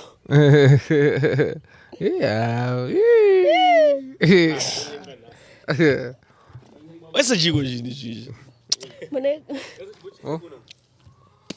Bona zamecha. muda vadamvura netushuga. Vhiringisa twa zvinyaya dzerape man akomana. Lasifuna rap kwa munhu aba. Pamwe maybe ndo zvanga zvatombomwana tabo. Chachisi cherape ichi. Inyaya yekucleana ningirikeni. Toda clean system. Ungapona here. Kana uda kurepa unorowa icho chichi. Saka uri kuona chi problem yaitika ndezvoti, do you know there's this guy akaita 9 years ari mujeri anyeberwa.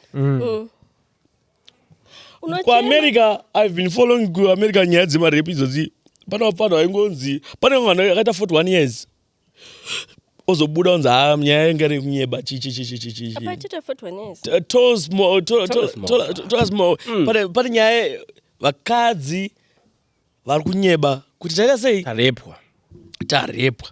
So handisore vanhu vari kubvunza zvese zvavari kubvunza kuti ko why mazodai because nyaya idzi it's tricky pakuti real victims anozopedzisira aiswa mubracket. Unzwa? Yeah. Real victims vanozokanganiswa nenyaya yavanhu vanenge vakunyeba. Sanyaya yako yerape inozonetsa kutambirika. Yeah. Because ndosaka vanhu vachizobvunza kuti ko mama zoenda kuloji kwavo chii chachaitika. Kwamuri kupiwa wifi. Kwamuri kupiwa free wifi. Yatova paradise niyo. Uri kuona? Saka zvinhu zvese izvozvi ngatisazoti hey imi muri sensitive. Hey boss vanhu vari kuquestiona. Irape kai? Munhu ari kunzi 25 years. Mjeri. Just imagine mfesi uyauya. Wozwa i3 counts gaziya?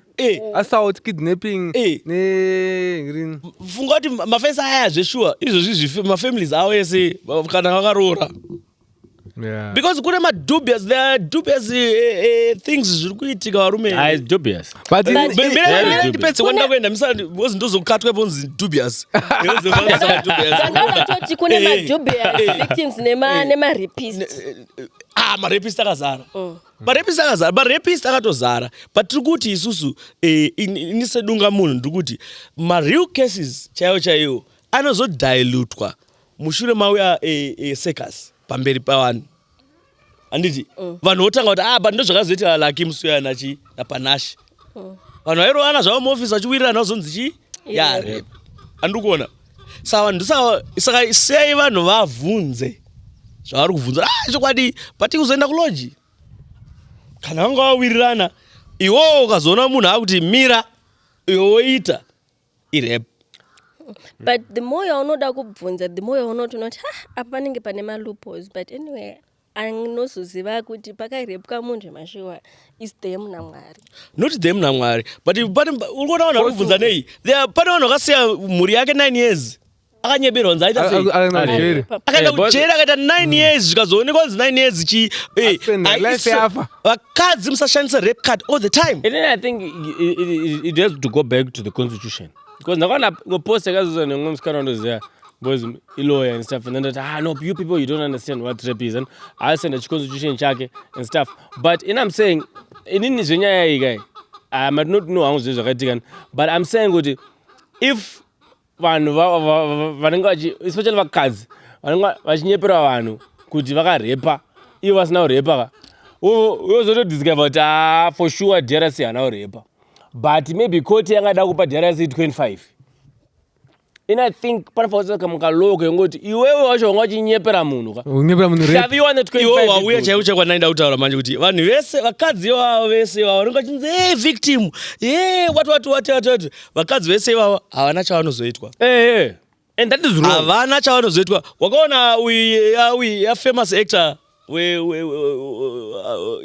yaibuda iye yemukadzi akanyebera uyu Jack Sparrow. Ukaona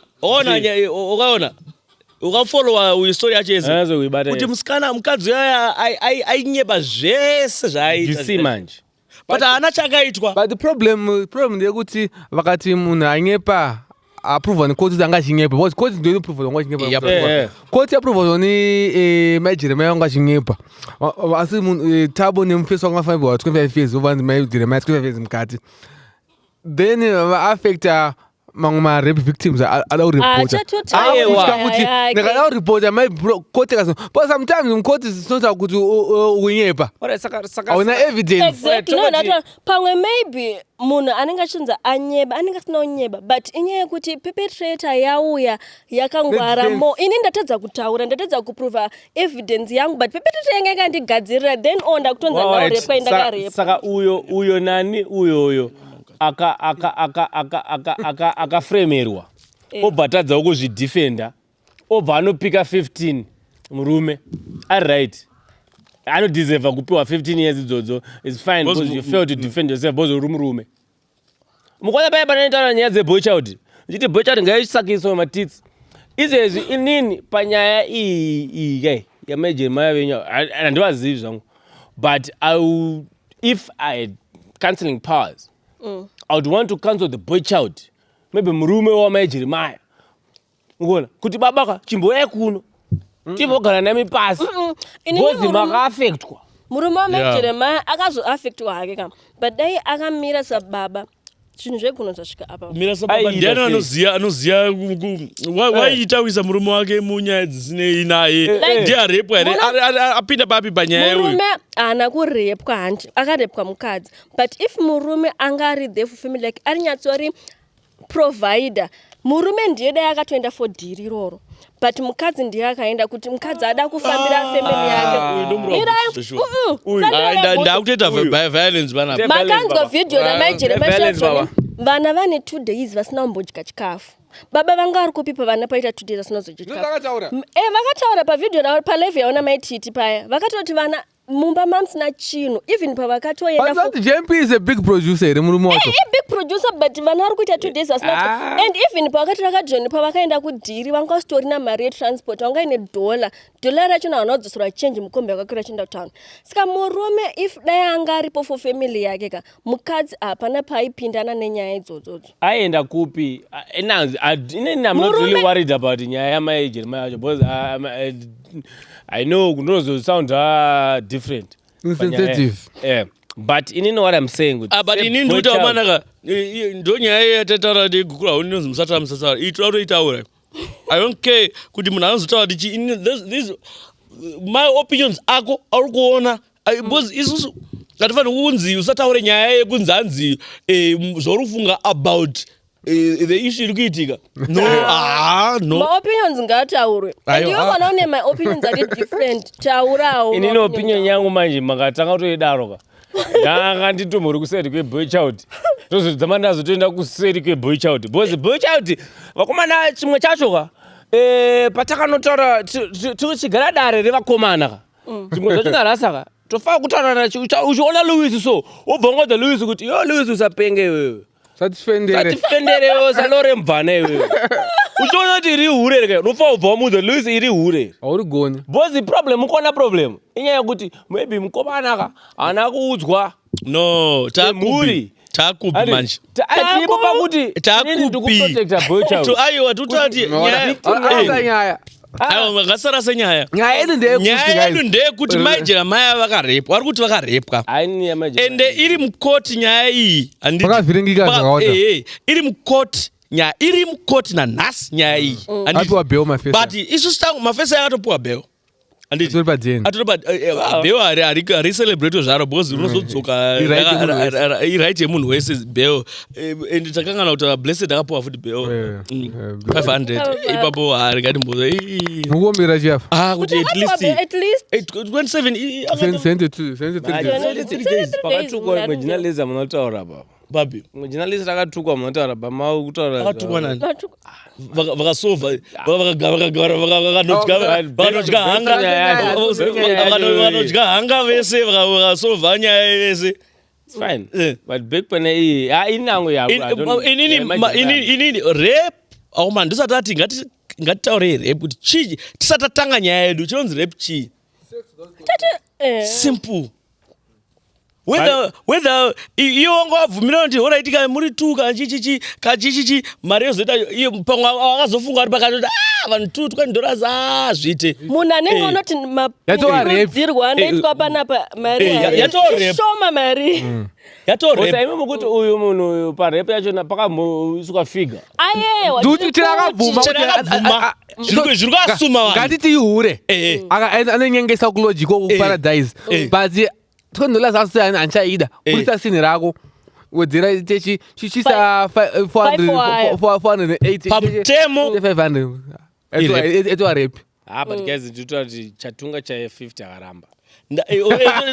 irepu yayo musikana yadai akazobuditsa akatobuditsa musuyo yaka yaitwa repu imi mukuti riri kuuya nei iroro re500 aiwa no price sati fendere but usatoreka fendere 500 yakawanda kana waunoti 500 yakawanda bvisa kawoenda Woenda kumba kwenu. pane kuramba uchiproceda nezvinhu apa tataiagri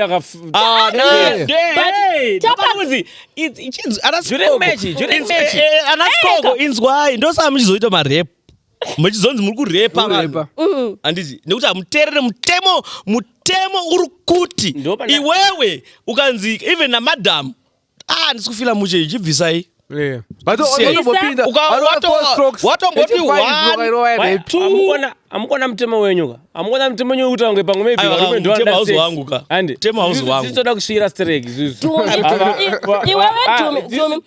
mira hauzirone wega une problem ukaona musikana akurepa wauya nenyaya yakanaka inzwa pane mufeso pane imwe podcast andakaona so yekugweru musikana iye aitoseka but mufana uyo aitotaura kuti iwe I was raped. Andakada mapurisa ndikaseka kuti hayi ofiseka unaunakirwa here chichi. Musikana yake akataka kuseka kuti it's funny because chichi but aitotaura waona kuti chi ndakarepa akatosekwa futi pa podcast iyoyo akatosekwa futi nemusikana iyeyo kuti hayo chichi. Sare akuna murume anorepwa. But varume anorepwa variko hanzi rape definition rape obvious definition rape penetration ndinge chi hapana cause pane wandikatomboona achitaura kuti zvoni like munhu wekusiya ataura achiti zvoni kuti first child yake engatori project yerap murume ndiakarepwa nemusikana vachitori mukomana nemusikana vakawanda marepa vangani but the problem is marepa vangani kana mukadzi achida atori mahwani atori mahwani kana mukadzi achitoda vari kurepwa vakoma varume ava kana mukadzi muso ari kuda chaiye even nyange wakaneta uchiti musana wangonzi waita kupi wewe but iwo paunomboti iwowe hausi kuda iwowe unonge waitwa kupi waona saka boy child ari pamahwani challenge yaita challenge ndi problem ndichi pani emajeremai kuti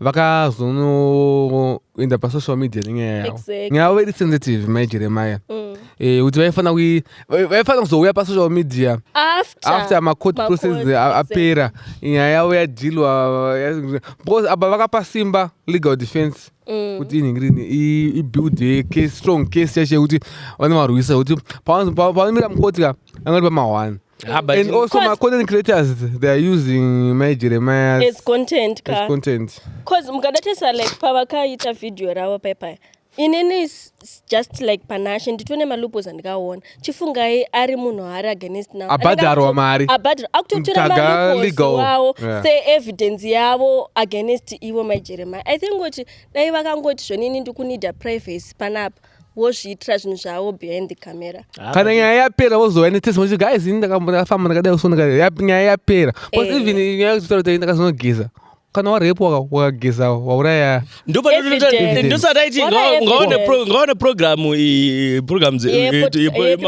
people's bus etotaura saka ipapapa tofanira kungotaurira vanhu kuti kana warepwa usageze kana zvichiita hembe dzacho idzodzo 72 hours enda kuchipatara faster enda chichi unoona kuti chi unosotwa zveshuwa mukomana pamwe vakomana vari kuita sei vari kurepa pamwe I think kuti problem isusu like patinoita maprojects tinofunga kuti vasina awareness vanhu vari kuma-marginalized community yet vanhu vasocialites vanotoleka knowledge yekuti kana munhu kana warepwa hausi kufanira kudestroy evidence kufanira kugeza but ukavaudza ukaunganidza ungadai ati vakuziva bosi vane data vane chi ndo vanofanira kuzoziva maprograms iwawa. Ukasanganisa nekuti hama yako yarepwa kana iwe warepwa kana kuti waunoziva warepwa, advice fanopa ngaasageze ngaende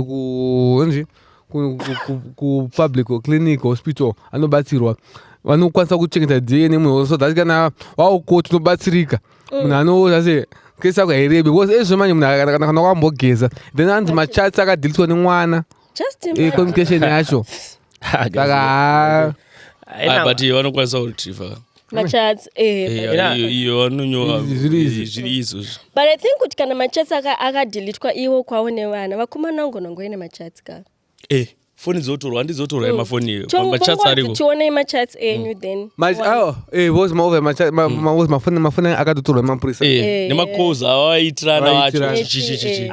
But ndosati nyaya idzodzidzi kune arume mutauni mashata pane vanhu vari kubhadharwa kunzi vanhu vopfeka mask, vanhu voti bvisai $2 weta live Derek naningi ndo vari kuitana mari tichapa musikana murume haabhadharwe ipapo weta live telegram ine pane magroup akawanda mazimbabweans ari kuitwa kwete todzwa vanhu kai ndakatozviona kavanhu vachitonzi tichibudiswa mugroup taibudiswa dzamusubhadhara ndekudaona mahara ende magroup iwawo arimo. Saka uri kuona zviri kuitika nenyaya idzi.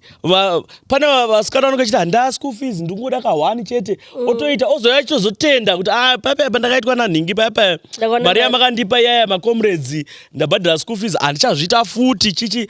So vanhu maBNB dai vanhu vemaBNB vachida hawo kuda kutaura nyaya ndokuitika zvinhu izvozvo varume zvikuita vana aiwa ndangoti muri kuenda maBNB tikuziya but kune vana vanotozikana vanoti vanototaurwa nzi imi muri kupiwa ma50-50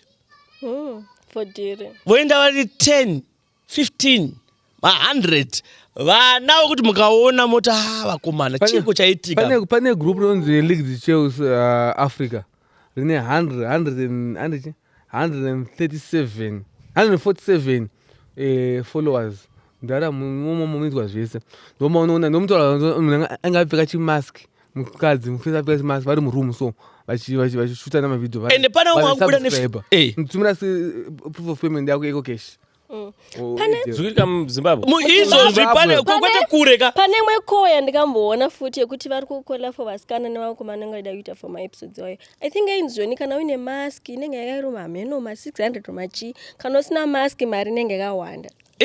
Ende pane umwe wakutoita mask ya handiti mask inombotanga vanombotanga vakadai so mask inozopedzisira yaapa vautooneka ona ende vanhu varutoone vanhu ivavo mndara vanhu vari kuita zvimwe zvinotyisa muZimbabwe. Wakaona vanhu vakapinda mukoti vasikana vakavhara kumeso vachichema vamwe chichi ndakavaona. Wakaona ndo vamwe vacho ukuona vachinzi inenge ichinzi massage happy ending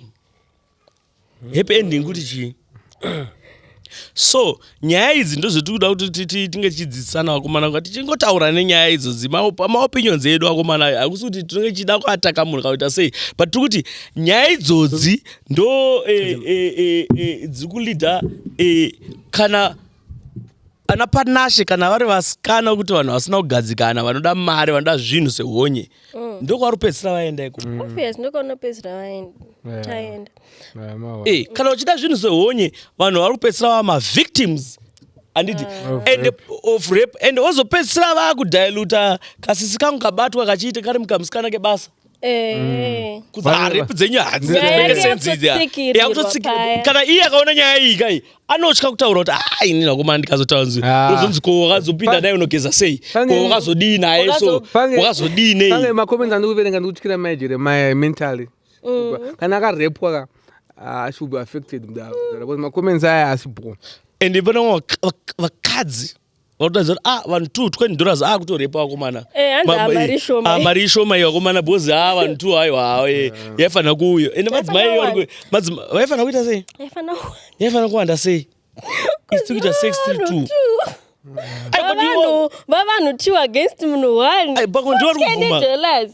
I think Ndiwavhuma kuti ipapo ndo pakazouya maissues erap futi kana vanga vakambotanga vawirirana advocate Panashi. Nyaya iyi haisati yasvika ikoko.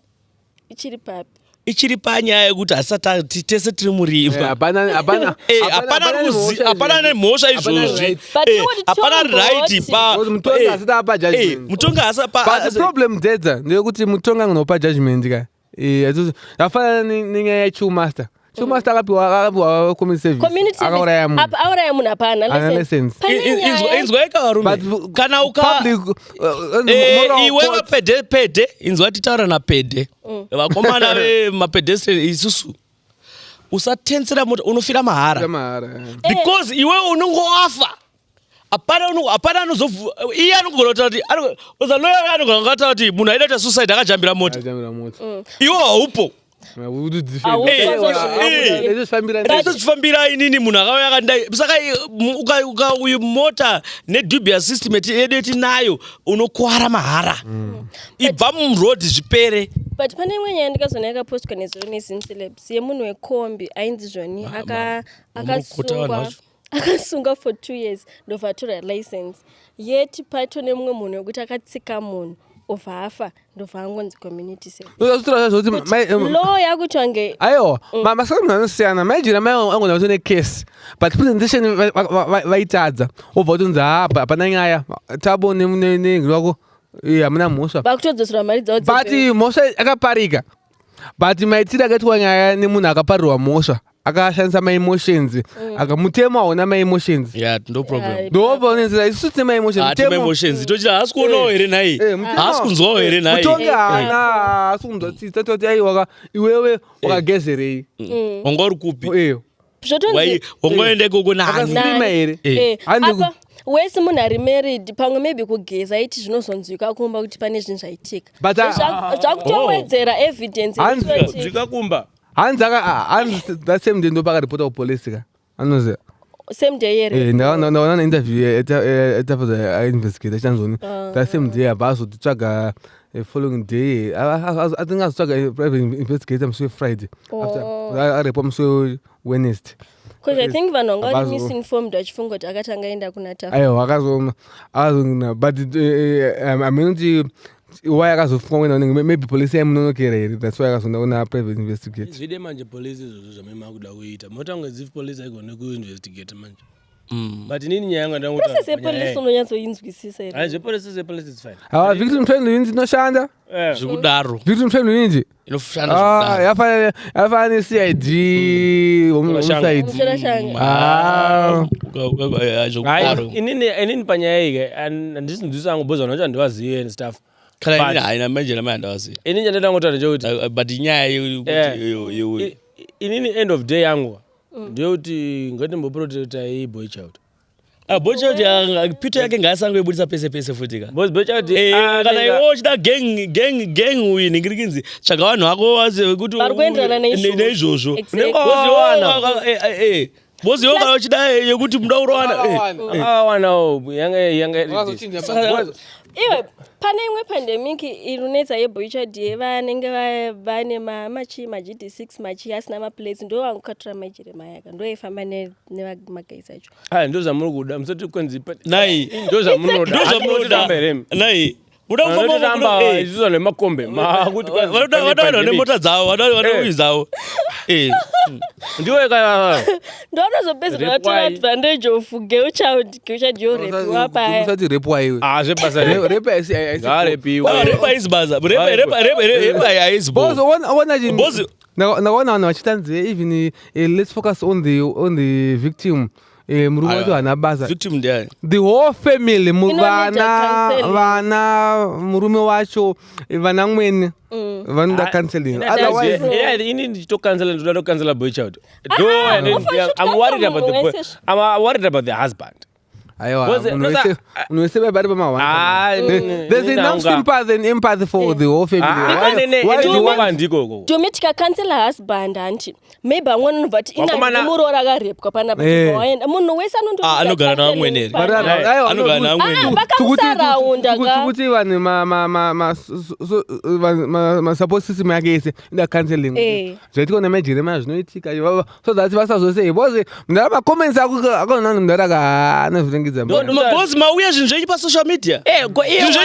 Boss iwe ukazvisa pasocial media why uda kusensa vanhu kuti vasataura zvamunhu boss kunoisa social media munhu wese ane maopinions ake tese tine nhamo netese titone nyaya dzedu nemamwe maactivist enhema akubudikira especially maactivist ndio anorasa nyaya ivavo vasiri kuziva nyaya izvozvo semafeminist ataurwa musoro iwo maactivist iwavo ndo problem yanetsa ndo pandemic yanetsa kuti vanhu chaivo vane nyaya vasaacceptiwe because inyaya iyo vanhu maactivist asi kuziva zvinhu zvinochiitika vanosvika kuti masvika pane munhu amupe advice iri shamwarika mina social media ngatibvide kesi yedu vanenge vakuforwarda zvimauyi zvawonyora maziparagraphs mafeminist akutova nemakamera nemarekodha kwavari icontent vari kuda opportunity for them to shine kuti vaoneke kuti isusu tikubatsira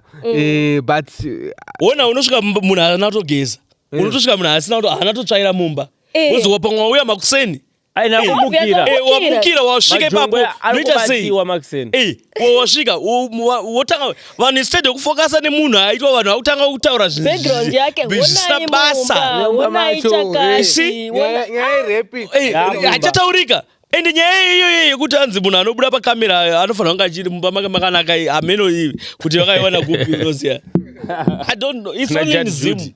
It's only in Zimu yavanhu vari yekuti munhu anofunga kuti munhu anobuda pa I think kuti chinozoita kuti munhu anzi anobuda painofanira kunge kumba kwakanaka inyaya yepicture inenge achiratidza vanhu ava they sell life dzedamasocialite edu vanosela soft but uyu ndo zvaari kusela here aiwa we're not being specific panyaya nemajeremia is victim ngati let's be easy on here ngati masocialite dzedza usi kuti vanoposta kuti he motikari dzaiswa maribhoni vachiposta he ndachitengera motikari uyo kanisa zveomba kwako kuona something ona masofa akaumbuka watedza kuti ochi une 4 motikari watedzeni mastendi ona pane fight kuti karitsi kaya ona utukana nyaya dzekuti une chii kumba kwako exactly nyaya yekuti vanhu vose vakuradza zvishandwa zvisiri necessary saka masocialite acho anofanira kuziva kuti once wangoratidza once wangoisa life yako takutoida ende takutoida kuti nhasi matishu ako uri kupisikisa akaita sei takutoda kutoona kuti nzwara dzacho dzakaita because waisa life yako pajekerera zvakafanana nananyati amenge muchivafollowa kuti ananyati life yavo vakaratidza life yanga iri yekutambura and ndo yanga iri real life yavo ezvinezvi makunoti saichange vakaposta mota kerese muzoti at least pane change kuitika saka kana dai vakatiratidza mamota ka isi taifanira kuti tikazowaona in reality tikufanira kuona vaine mota idzodzo itoriwo life yavo saka ndopati kuti hazvina kumbosiyana netv kuti ukandiona ndichiacta pastudio 26 ndine mota usafunga kuti ndine ide yangu bozi vanhu vese ava vari kugadzira content ndisachinzi content creation wakamboona kanga musikana kati Facebook haichabhadhara shamai henyu mega shamai I think ndakaita hachishamai zvekushamai vanotozviita havatozvide but vari kugadzira mari kuti ndikatambisa magaro ndichinyebera kuvhura vanhu vachiti sini buda vanhu voti honai munhu mari yowanda kwaari but izvo nemadiro vanhu vanoita zvevanhu vanoshama neinei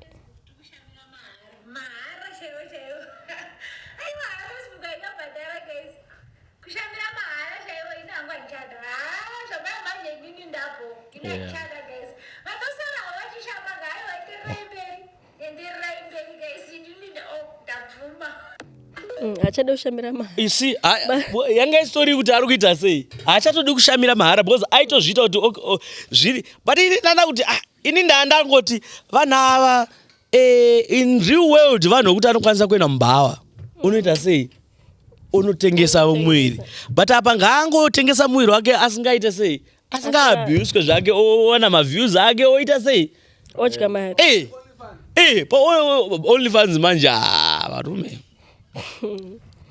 hama dzedu dzanetsa anofa nanga ndisikuda zvekuvawa ndidi magadzira pada kutouraya vanhu vada kuurayiwa hazvimake sense ona hazvisi kumeka sense kuti iwe ukaisa life yako kuti bhosi ukaiisa zveshua tada kutoona kuti iwe imi ari kuti chiko uyo akazodaiso nezuro haana kudya akakwereta $2 uyu ona but isusu tochiti of kati $2 nditoziva kuti kwereta $2 here even ndikabudisawo screenshot ndaa ndichikwereta munhu mari of course but manje usotamudza uchinzi but anonge achivhaira kuti atenga mota but achiuya achizotora hofumba kwedu and ari kutotaura kuti akazombobatsira nhingi akazomukweretesa nhingi but izvezvi pane screenshot rake achipesa ndandauza nyaya yesocialite tasangana nemwe event inounda fit tiri paevent socialite inoposta motikari hombe baba ichiti maford ranger machako chakuti echichi saka tasangana panemwe event yatiri yaita zvakuita ipapo apo but asi abudikira neunda fit apparently motikari yaanodhumota ndedzokupiwa nzi apiya nadzo but motikari inini aibudechi on time dzonguva but paevent kudiwa monas saka anguva nekaona fiti kake se ubva sikabva anopakachi pakakona so achiona kuti event eda kutanga mudhara munhu akaita kubuda motikari make ngemota siriya kuita kutiza onda fit kuti vanhu vasandione kuti ndauya neonda fit saka ndo life ikurarama vanhu guys musafe makapiwa pressure kunzi zvinhu zvakabatana zimbabwe tese kurarama muzimbabwe cause vanhu vaive vanokupa pressure imagine nonga kuti nhingi shes 26 but one zvaaita so fine nam 25 handakana zvinhu zvakaita ndova munhu panozopedzera akuda kuita zvinenzira isiriyo maadverts and the problem no showbiz iyoyo satedzere life mtv ndo showbiz baba ndo showbiz inotogadzirwa izvozvo ngatidaiso tikudaiso vanhu tikuita sei vanhu have you ever noticed kuti vese madjs kana ese vazhinji vacho vane mota vane mota vese muzimbabwe vachitoposta ndazotenga mota nyowani baba maadverts anoya ndi ambassador wechakati ndi ambassador aiwa neiye ari kuzvitiite sei matisi ari kutengeswa atori ambassador weself yake yes wai ichiende kwaari chete ndivari talented ndivari creative chete zvafananiwo ndichihosta panapa unogona kupiwa mota dzinouya kana 10 pauri papa unzi panashe ambassador webenz ambassador wechakati bw ona because hadziwe mahara maprivate part anopindwa zvekudaro ingolela kuti mimba dzisikubata ipapo bata but panyaya yemaprivate parts dai mimba dzaibata especially kunana baba devangu vakamitiswa vari kumhuri dzavo aiwa vakomana varume daine vana vasire kumba anoziva kuti sikamwanawo ndewani manje guys zviri kuitika muharare zvashata hapana havana problem kuti vaiswa papi havana problem nazvo havasina kana basa nazvo izvozvo tisotonetseka nekukomenda about the life dzevanhu mudhara havana problem nazvo chero vaita mota takazona mumwe achinzanzoni loaf of bread anzi spread your nyashi like loaf of bread ona kumuna here socialite nemunigerian naoga baba andani uyu mama v akati pa amina live laingari nemunigerian kana achitamba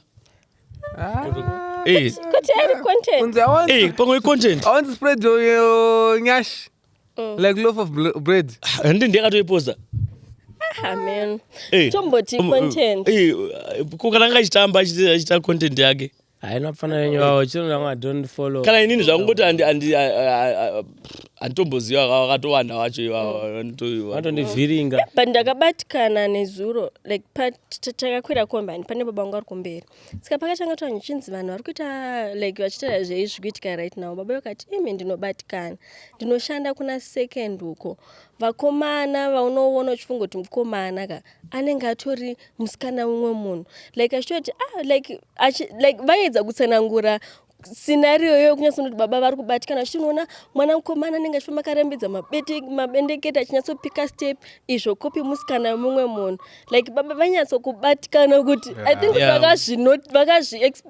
mumarestaurant mumarestaurant and even vasikana vacho hazviaiti vanongokaona munhu anoposta yekuti varume venyu ndo vari kubvisa makondomu kana mafa ikoko musazotinetsa musatibvunze iye ari kuposta ndiye ari kuposta iye ndiye ari kutoposta kuti chii ikoko vanhu vouya kuinbox manje aunambopinzwa remugrupu yekunzi chuza munhu wauri kuda tiri kuenda kwakati not iwowe tumi amagrupu kuti munhu anditi my mother told me to choose this one ashata zvemagrupu izvi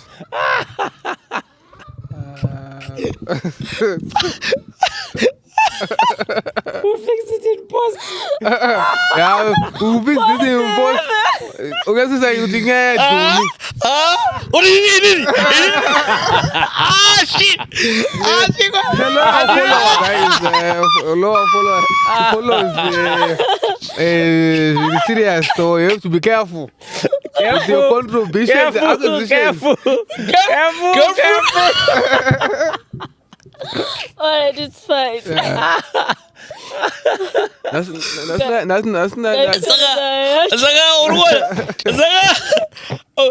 Saka Duma kuvunzisisa manje kuti muruti ndichuza papi chiiko ichi akunzi iwe isa 10 dombi wobuka munhu uri kuda but imemwaimutarira ndimitiudzo weyo nyaya aitaure nyaya yake tautomuudzira nyaya yake atichekataure nyaya yatumi vayochuza munhu wake uyu ndiyo munhu wangu uyu ubvanzi but munhu wakanda madrinks paunouya ka saka joseph amari madrinks isafutai madrinks so that kana toenda udhari ubvanzi saka paudaubvanzi but pane accommodation paunozorara ka saka munhu antora mari baba but ukona mari dzacho inenge ichi inenge kana $25 but how do you like inenge $25 iyaya dzikabatanidzwa toti vanhu vari kubva kunoko vachienda kubulawayo handiti 25 vanhu vabatanidza 25 iyaya paenda kana to 100 yamari handiti saka ndo panozo iye anonegesheta nevanhu ava vanje vasikana vaya kuti aisisi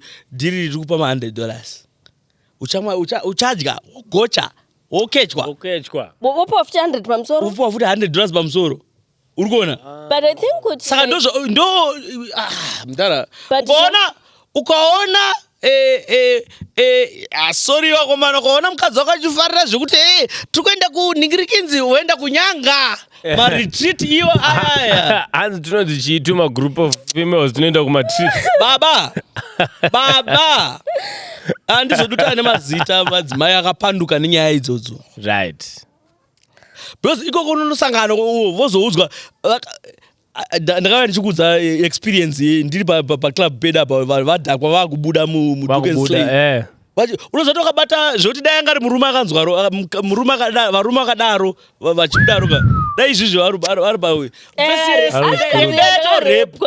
yaibatonzi otanga kukoirwa kudedzwa iso security guard bata iwo nebasa rako yahofa wakabata munhu akaita senini chimbobata tsoni mfeso yangoseka kuti kana vadhakwa uri kuona but mukadatarisa kuti zvoni like vamukutaura ivavo maybe vanhu 5 pavanhu kana vanhu vachibuda kuti takamirira tida kutora pane mumwe angaida kutora mukadzi wake pana varume vanga vakamira paclub papaika vakutanga kutaura kuti madzimai kana akadhaka vega so kati vakazotanga kutotaura vega vakomana kuti ona ndatouya kutora chii mukadzi wangu ndatouya kutotora mukadzi wangu ona zvavakuita vanhu ava vakadzi vashoma ivavo vanoita kuti teens titonge tese tisina unhu I think even mukadzi akamwa doro it's not mukadzi wese achaita izvozvo kuna vanhu vatoriri bhoo ukatipusha panashe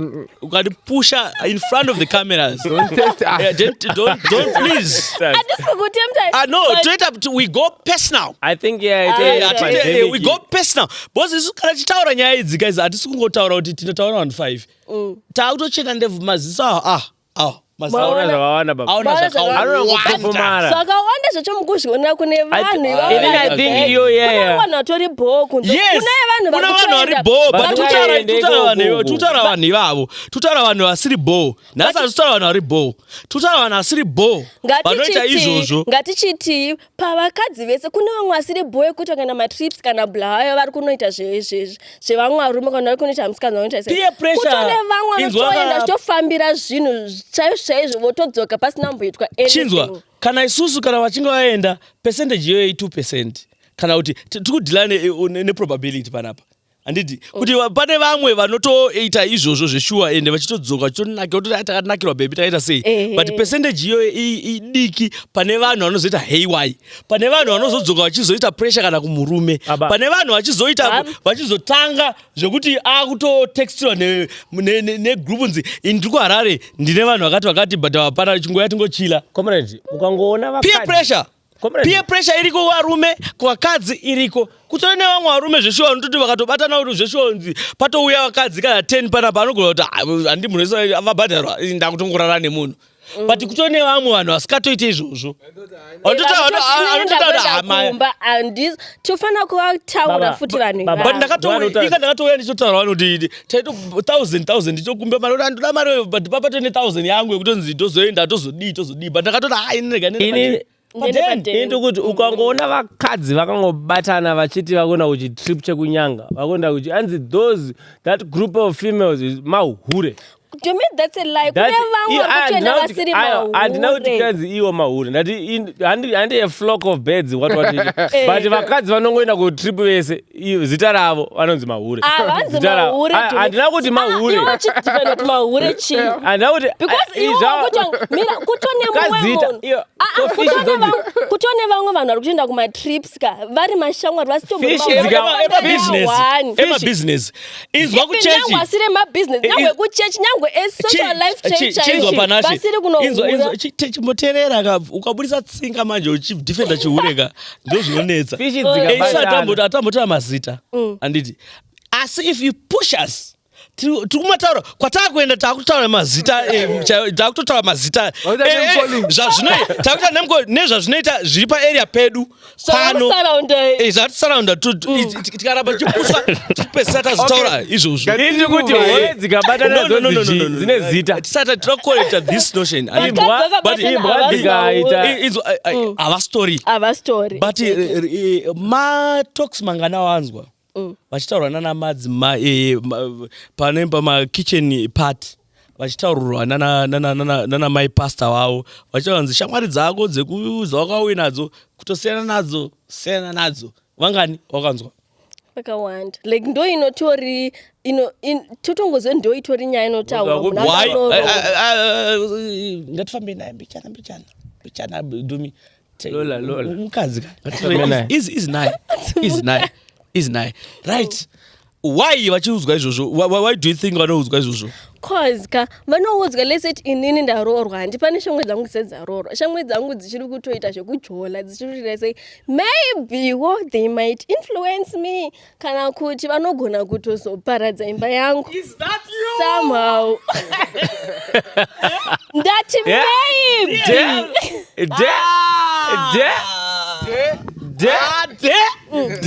ndati maybe is that you ukangoona vakungoti kwanzi usaenda kure hande naye mbijana saka iwewe pamuno maenda kuzvimatrip zviya maenda mega masvika mamwa iyi inonzi chii yenye munoti ukasaimwa isina makondomu pasaiti heyi ndimega munoposta mega vamwe vedu kwete kuti tega vamwe vakadzi iwo dororo unomwa iwo rekuti unoita honi wamwa nderipi inzwa ka tiri kuita zvakanaka totora zvakanaka panapa tobatsirana hatisida kuita maname widropping panapa enda hatisi kutyisidzirana tiri kutaura zvakanaka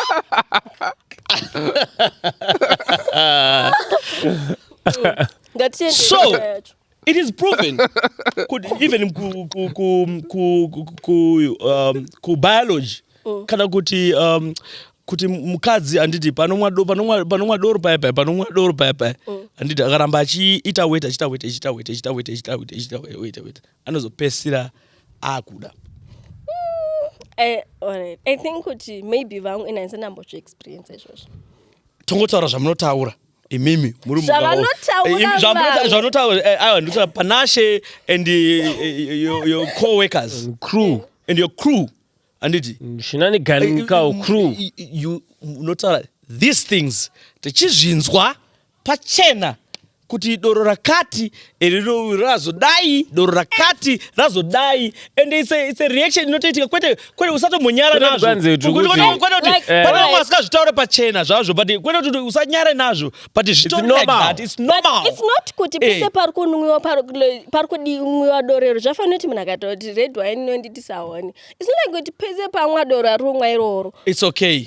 All right. Red wine iyaiya maimwa muri kuinyanga anditi pana friki aripo ari amashayike babo apashayikwe baba kupi baba apashayikwe friki ashayike anenge aine vanhu vake kana 4 vanokora mamutare. Guys, let's call ananhingi vauye kunoku just for this one night. Hapana. Ndosaka ndati zvoni I think kuti parutaura nyaya panofanira kunzi kune vamwe kwezi inini zvamutaura handina mbobve ndakambozvi experience zvekuti pagroup panenge pana friki offer hadai so no. Ngatijambe nyaya kwendati vakadzi vanoenda inini mashoko angu okupedzisira handisi kuti chii kana kuti chii ndangoti vakadzi vanofunga kuti handei kuinyanga handei a bunch of them zita ravo a bunch of mashipi, what, it's okay, hure. Vakadzi vaende out. All right, but you guys, let's move away from hure. Let's move. Ati move because nyaya mahure inonetsa kuti. No. Ngatinyetse mahure panapa all right. Tese tiri mahure.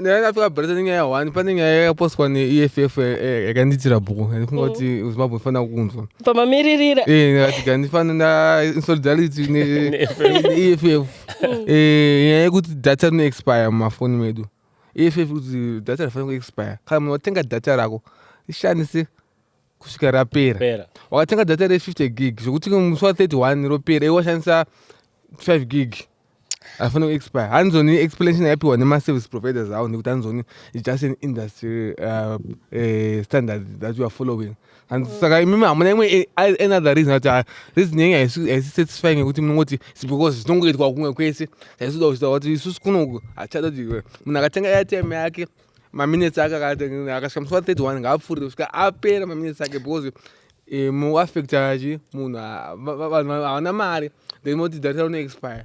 Saka I think also even kwaLimpopo kunoko I think ma-service providers edu anofana kufollow or something like that. Uri on that kunoza kuti vanga vachidiscussa chi hanzi bleaching hanzi why muparliament vachiti saka munobleacha mwiri wese here ndi MP ari kuvhunza izvozvo madzimai achinzi mbuya nanda paakarwa apa munhu achataura guys vanhu vatikuendesa parliament ka all right ndezvedu but we deserve them because isusu totakaitaka machi it's a cacophony plus vari kudiscussa futi zvinenge zviri kutrenda time inonga chinoti mamwe aiwa but haisi nyaya yekuti hanzi nyaya yekubleacha tochida kuita kuna naEngland kobabaka vari kudiscussa Zimbabwe toicolonize Zimbabwe vautoti todzoka sei kuZimbabwe imi mutora zvekubleacha imi ndakudhirira vanhu parliament apa wapiwa allowance kuenda ikoko apa mutora 40,000 wemota muita sei mautanga tawa nyaya dzekubleacha ona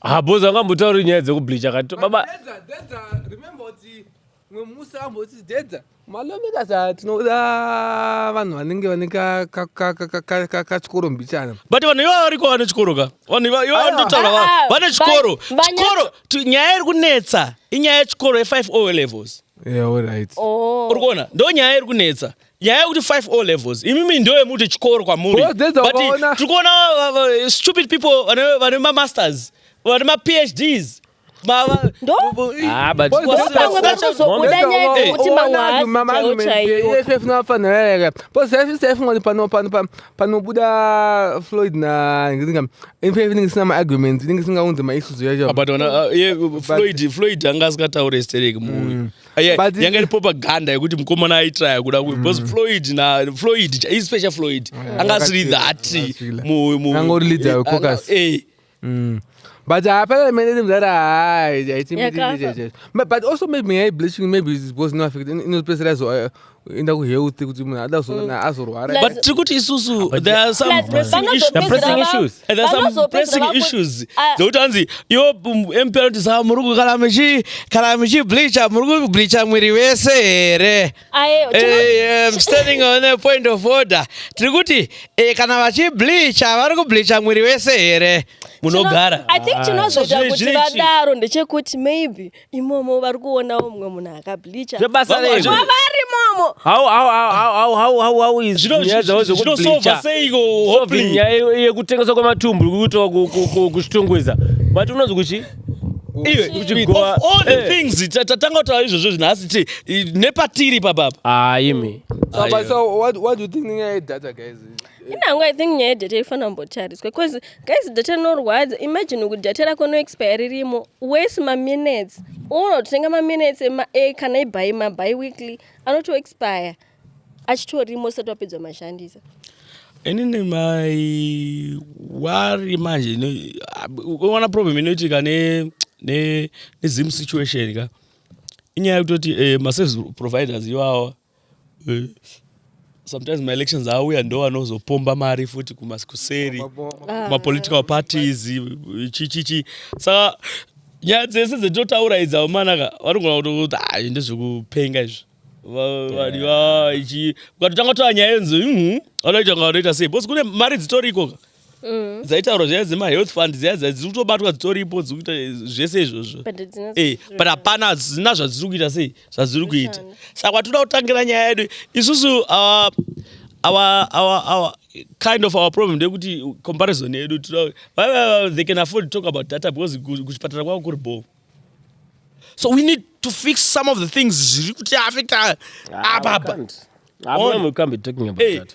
Data it's industry hombe chaichaiyo zveshuwa inofanira kudaro chichichichi but pane zvakawanda zvofanira kutogadziriswa but zvakawanda zvicha hazvisi kutaura nezvazvo because ngatikotanga kuti MTN ngaimbouyawo muno ngaiuye MTN yacho ngakuuyewo mamwe ma-service providers ari different I think vanozoona competition votanga kuita saizvozvo pakauya Starlink right now tane SmartBiz musvenge kuti yakutodarika Starlink because kwakauya competition saka vanhu vese kutoprefer SmartBiz ona unoona kune dzimwe nyika issue yedata zvanoita manje vanodzioneka na muna chibrowser local content uchiona in consumer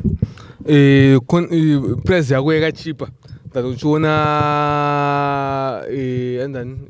ma-comedians ekuamerica so zvobatsira zopromota futi local content saka paunoshandisa dollar unonzi aiwa ushandisa 20 cents but also kune ma-funds anotofanda okay ma-content creators kune ichi 100,000 chiri uno apply then we get you because igame retechnology content creation saka kuti keep up neequipment kunodhura because mamics atori mashure kune mamwe atori kumberi next kune mamwe ari kumberi saka vafanira kuti apply. So the environment in Zimbabwe is suitable for anyone to invest in Zimbabwe. Ndosa uchiona izvizvi Strive Masiva aibuda achitaura kuti totanga kutoinvesta kuSouth Africa.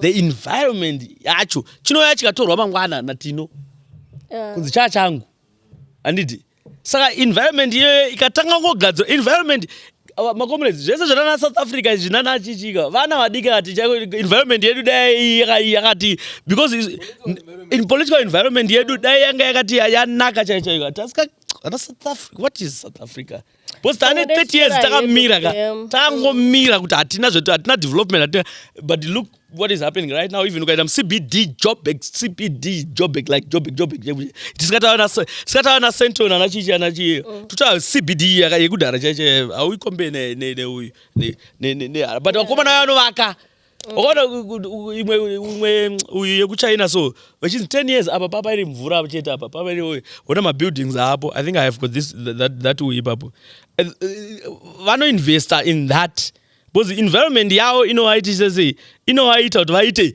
izvozvo but isusu yes isusu tinoita ma-safe stations ma-stands guys ma-land barons.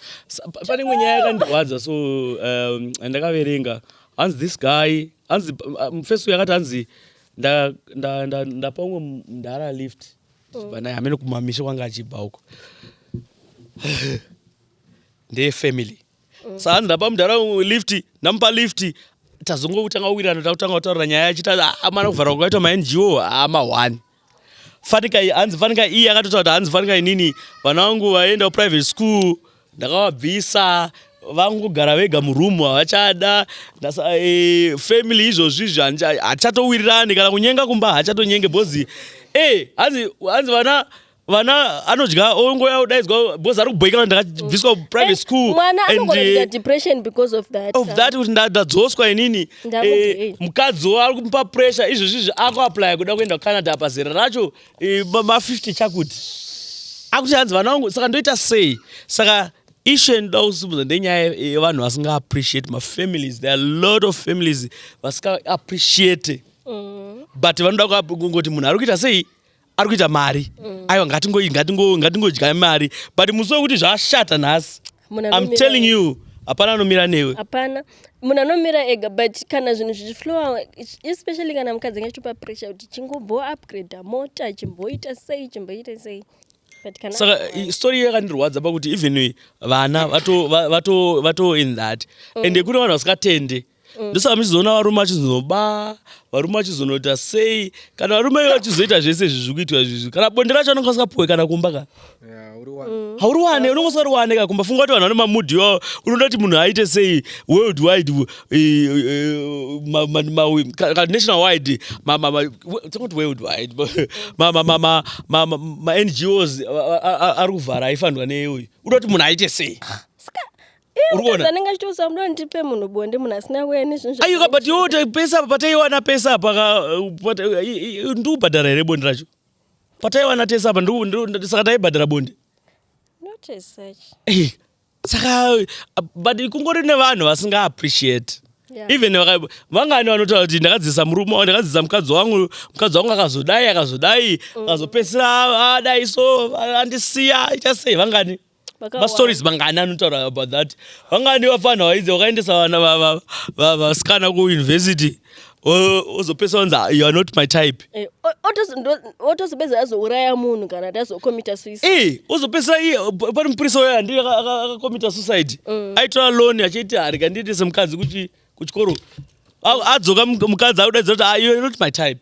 you are not my type iwe uri kamupurisawo zvako iwe imariko ndikupe mari iyoyo ndikudzosere mari yayo hanzi kundibatsira it's not like imhosva it's not like imhosva wakandibatsira nonzi wakandibatsira out of the goodness of your heart it's not like imhosva kuti wakandiendesa kuchikoro kana kuti wakaendesa hanzvadzi yangu kuchikoro it's not like imhosva uri kuona but for mukadzi zvezvienderana nekuti anenge akarerwa sei but for vana I think kuti as a parent munhu anenge akatadza kurera vana vake kuti vana anofanira kungoziva kuti pamba zvinhu panapa zvinhu zvaoma tikufanira kuadjust vana havafaniri kuzoitira baba mamudzi kana kuzoita sei ndiwe iwe wakakurira munhamo ndiwe iwe panacho wakakurira munhamo neni takakurira munhamo tinotaura that concept kuti vana vanofanira kuzodai vana vanofanira kuzodai ndiwe neni takakurira muchi tinoziva kuti kune matumbu do you know kuti kune munhu asikaziva kuti mbara iri kupi izvozvi ariko kune munhu anoti amana ambokwira kombi for fun asati ambokwira kombi ruvhene kwaamboposta picture chiti nhasi for the first time ajasombopinda mukombi nombofila vanhu vakapopota kuti utotijairira but haziziye zveshuwa haziziye zveshuwa pana profesa vaitidzisa kufa vachiti zvoni munhu vaziva profesa vachiti zvoni like vachiti mwana wangu izvezvi ndati handichamunomutore kuchikoro ndada kumboti ambokwira kombi ambongwarawo amboexperience life yemukombi amboni mawindi gara pavadomba David Livingstone toidadza kuti tiri 2 twautoziva kuti dhiri racho redu ndekuti tosevha imwe mari togara pakadoma chichichichi ndopona kuti ivo ezepeni tatonzi kuti mwana ngane imwe life yari kufanira kuunderstand manje vakatomuti mwana izvezvi dai yakufana ndikufanira kutomutsvagira mota aende kuchikoro nemota ite sei saka I think kuti dzimwe nguva like matero henyu kuti isusu tinounderstand zve because of our background but dzimwe nguva semaparents ngawaiti kuti vana vanzwisise no panashe iwo mwana wako iwo the situation hardened you anditi but iwo you are going to produce a cis because uri kuavoida uri protecta mwana wako no hafani kwa nyaya yandaka inini hafani but itakucreata chimboko saka iwo wacreata uyu kauyu yamboko iye manje paanopinda akucreata poverty bozi hapana funga chimupana chaiye chaiye chiba panapa chaiye anditi chaiye chiba chaiye panapa china chacho airfreshener sanitizer chichichi waiziya bozi iye akakura environment iri bo vanhu vese vakazoti imboko vamusiya but yamboko zveshuwa yapoverty now yakucreatwa nemupana uya poverty kuba ngozi zvapera paacreata poverty ipapo takudzokera futi cycle iyaya futi yekumashure iyaya akufana kuhadhinwa nesituation kuti achinji abreake machain akutobreka machain now ocreata futi mboko yocreata poverty saka zvakasi amana ma1 vana vekwachigova nyika ka ngavangokurira dziri mbavha dzekuchigova nyika ikoko yo handivhile kuchigova nyika chingobereka utona twako futi tiri hadhendi tokuchigova nyika ikoko tichongotengesawo tichienda no inini handichakwanisa kubereka vana ivavo inini ndakutoti vana vangu havafaniri kurarama life and havachakuriri muchigova nyika havasi kufanira kunodzidza patange nhamo abva patange nhamo anodzidza kusingisa wanhai achifamba every like inini ndakutoti zvoni no mwana wangu afanira kurarama ndopachipata kuti tichitsiurika ka chiita kuti mwana akurire kuchigova nyika no aisati nhama haina kunaka guys nhama haina kutonaka nhama haina kutonaka but there are certain things zvokuti mwana vanhu vakaungana nomusitiri mwana kuti bhuu ona iyepapati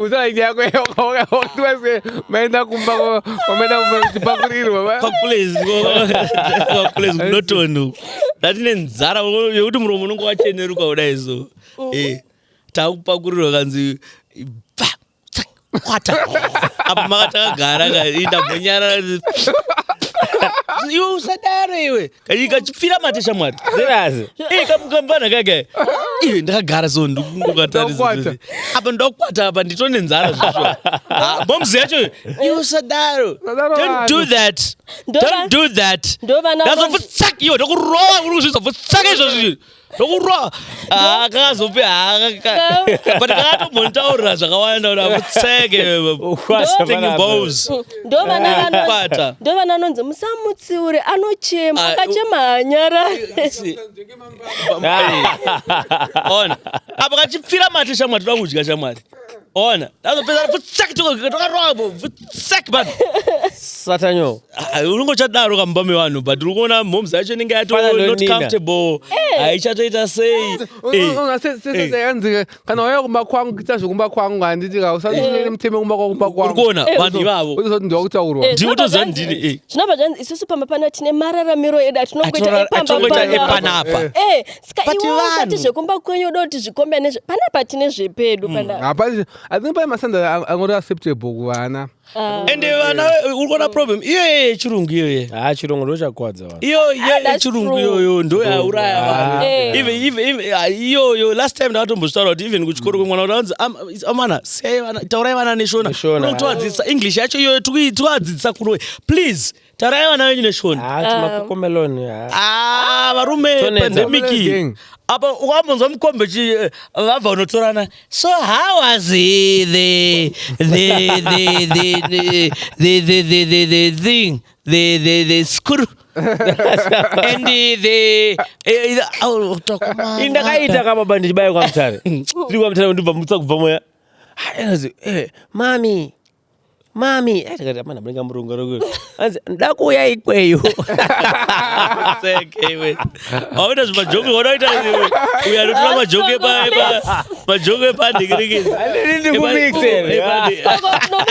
tinomura nemakopirights nyaya yekudzura iri unourayiwa izvozvizvi vanhu vari magumbezi nyaya yekudzura idzi vanhu vari kudzura vanooskokakodzurawo mana mahwani avo mana mahwani ende tiri kucreata mboko imboko last dzatiri kucreata ende tichazoona tichatinetsa pari tisikipo payo tichatinetsa tikasangofem straight. I always tell people kuti kuri kuitwa matime out mutaura shamu kuri kuitwa matime out because no go on your time out you misbehaved kana go to your naughty corner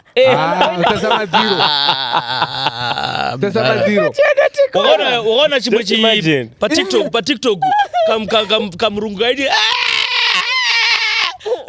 saka chimwe chiNigerian chimhomzi chakazobuda chakati you are making my head crack whatever I'll put you in my nose right now shut up because akanga anetseka nako kamurungu kakariwe kabva kanyarara kuti kana kuendeswa kunoti kona kana kuendeswa kunoti kona ndaba muri mama bandemigotira na 5 na 10 yakashokera bandiri momzi yanguti goto chikoka ndara goto kana poto egunongotengwa nepoto so ana momzi wasipoa ndakaita mbavha because environment because taito magangsters ndo angarichi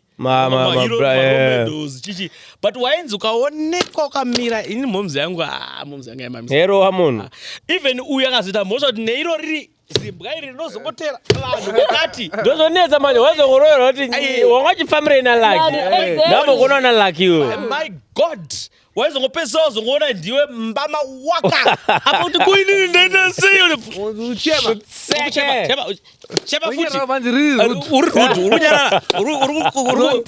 kutenzera shamu iwoyo utenzera shamu ndakuona sorry akatori mahwani chaiwo chaiwo mudara and I still remember pandakarohwa kahwana mudara wangu tadaiso sisina assistant yangu amana bikai porridge kanzi aiwa ishaka yo asikana nanga chika kusuka mapoto kanzi ayo shamwari ka mautomirira tizve porridge achitaite sei achaiti ndinotamba bhora ndanzwa nzara ndadzoka kwamisa bika porridge apa ndaziye mudhara ari mwakarara ari kunzwa conversation waona shamwari chichichi ndaisa poto yangu pastove sister nadzima ndaisa poto yangu pastove sister yadzima tazobvutirana chiwije sugar chacha chabva tate aba bamwe ndoshuga nengesaramo mudhara apa mudhara bazonzwa chinzi yi warasa shuga yese mudhara akangosvika chingonitsika musoro mudhara akatsika musoro apa ndikurohwa mudhara momze panext door ndokazouya kutobata ndo pandakarohwa namudhara wangu chete mudhara wangu waingonzi because muchembere ndiye anga ari discipline even waingonzi ukangonzi neziso wotoziva kuti tonotamba zvako ndakanya zvinhu zvese vakomana uya unaiso vaenzi vauya baba ashi mbama yawairohwa nayo pane makopoto waizoda kuderera kuti vakazoti mbama yawairohwa akuru mudhara nyangwe dziri dzako mudhara waifanira kunga watarisa kuti utongosiri kuzenya yacho but zvinotobuilda kuti munhu ava aripo but generation yandinonzwira tsitsika vana vachazvarwa neama2k aiwa situation vana rits vana vari pamahwani i-content creation yaya guys ngati different content creation yaya neuyu ngati patsanurei but someone wanenge achireflect life chaiche kuitwa amatuke amuri kutaura aka patone vanhu vari kutaura makadii masvika kagero kanosangana kuti pandaibva ukoko maswera kainotora kasisteni kachapo maswera sei apa muno Briside makarad ipapapa batikakuita huni pakutanga atovhunduka kuti ndanondizira kupi achipesana nemunhu mukuru maswera sei ende kuno kuma-private schools anoziva kuti how I say uchipinda I say how are you vanotodzidziswa that but kune vamwe vakakanyika vedu of course achitadze uri kuona chiri kuitika achitadze kukanyika because iwewe hauswere pamba murume wako haaswere pamba vana vanoswera Working mom and dad mudhara havatoziva kuti anodzoka munhu akafa apa amuka makuseni uzati ufanira grade 4 kuwana mukadzi anoti ndoda kugara pamba ndichengeta vana because guys kuti vana vanokuzwana maid nemacreshi kamahwane TV I think vele aswitchka kuti aino wangu I think maybe kana kusvika kumberi uko ozoziva nyaya dzemakokomelana because that thing because matv aka akuti basa and hamusi kukwanisa kuentertaina mwana mese both mom and dad mukuenda basa obviously muchatomuenda muna kokomelaudomutengera ipad ndiwe unodownloada hausi kukwanisa bhosi paunonga waneta iwowo uda kunyora concept chichichichi ndokwanoa apa kunete kati vanotoya wotaza uchimumira imi chichi wopesa watompa foni yako iwewe chena unoona makatuni asakude because ya coping mechanism kuti sanetswe wombozorora because kuno kunongavadzanywa kumba futi wadotanga futi basa no madam basa kwao kune pressure madam wes kunokubvamwa guchu makaona mati hwani wenye mawira ndo hwanyasenda kubasa mumarriage ka mahwina pavana otherwise mona kuti mari yakawanda kabut makudza mboko and vakawanda vanhu vacho machemero anozoita vazoona vana venyu imimi vakakudzwa mari iripo handizodi kutaura mazita but there are a lot of people vanoramba vanoti admire hey maibhiringa akakudza vana vake zvakanaka vakomana vanoti maibhiringa akakudza vana vake but vangasina zvinoshamisira mbambaira idzo chimwe chitonetsa zvatonetsa vitorara mudining but uri kuona izvozvi chachiuyu chenyika kutaurwa nevanhu vese but pane vanga vaine mari vana vavo mboko vachiuya vari mumakasiti vaine foni yake achikudongera pamawindo yes but vakutota iwe ona vatova vanhu chaivo tengesa nyebve ipapo vakashata but asoti urombo hwakanaka urombo hausitomborehausipo tuti kana vaita mari yako handiti usakangana vana uchinoda kutsvaga mari I like comrade mwana wake ari kuengland andichataura zita rake zvake chichichi mwana wake ari kuengland paakauya aimutaura kuti takaenda nako kuploti kwake adadzati handisina kunzwa chitaura zvinizvi no I can't go there shut the fuck up visa bhandi hausi kutengerwa pizza tunobika sadza unodya sadza mai wacho angatobotekisa kuti adye chichichi madyiro akaita mavheji mwana wacho musi wacho and he was happy atopesa kuti akutamba vana 2 minutes ka but mwana ari kuengland atopesa akutojela nevana vanga ari kuplaza akutotamba nako akutoita sei vakutotaura akutotenderera achidaidzira kuti no I can build I can build an imaginary house here and we can build a decoy there so that when the enemies come they will go there but our house is here akutopesa akutotaura izvozvo and I like the way akamaendla kuti inini handitombomuita zvekuti hanzi chichichi straight akatopesa kukwirana mudhara wake but mai acho akati mutengerei pizza and then haasati akudya sadza akati ari kudya nhasi ari kudya sadza I think ndo zvinofanira kuitwa vana izvozvo atokuperesa more vana vekuchigowa nyika ndo vane problem because vana maparents ekuchigowa nyika akangoita $2 akutoganza amwe muzomwe wechigowa nyika mwana wechigowa nyika ngaadye chitsaona ngadziye kuti tsaona inini I wouldn't want kuti mwana wangu aende through what I went survival tactic aiwa but tikuti uku hauzozikanwa uri muplate kuti watengwa tsaona kana ndomuya aiwa tikuti taura inini leseti inini ndapane imwe level mulife handika mwana wangu ndikufanira kumutraina even achine life iri boy yoyo kuti munhu atonzwise situation inogona daisengona iso mwana wangu handisi kufanira kumujaidza ndofana kumutraina zvinhu zviri bo nebackground yangu yoyo yekwachikwanyika kwete kuti mwana wangu aexperience izvozvo zvekwachikwanyika tunu isu kuti problem yevanhu vekuchigwanyika I think vele vanhu vekuchitongweza you have a problem.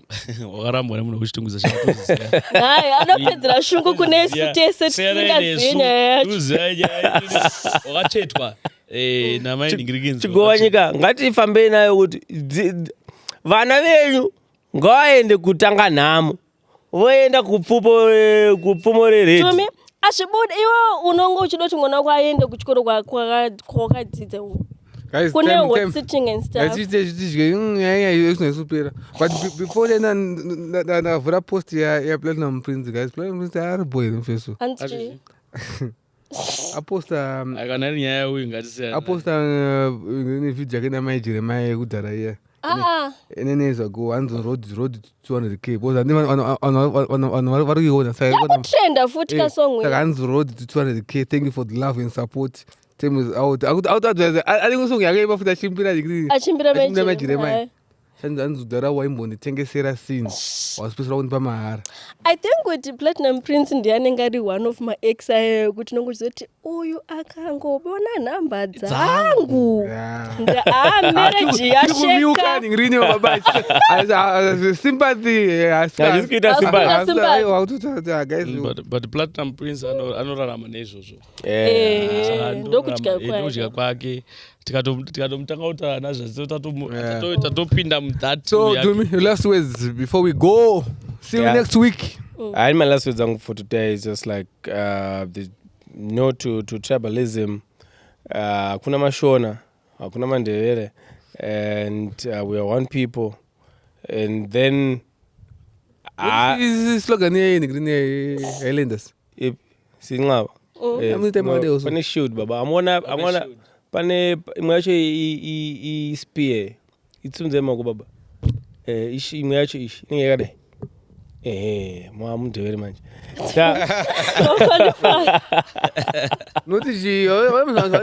Singaba. Oh. We're a fortress. It means it's a fortress. But then now one thing, boy child, we need to protect the boy child. I hope one day our constitution, our laws will protect the boy child. Yeah. Okay. Inangu my last words ndeyekuti let's say it package my victims rape ngati try by all means to support her. But then isusu as sorry angari my last words ako kuti kusupporta nyaya dzemunwe musiripo ngatimbomirayi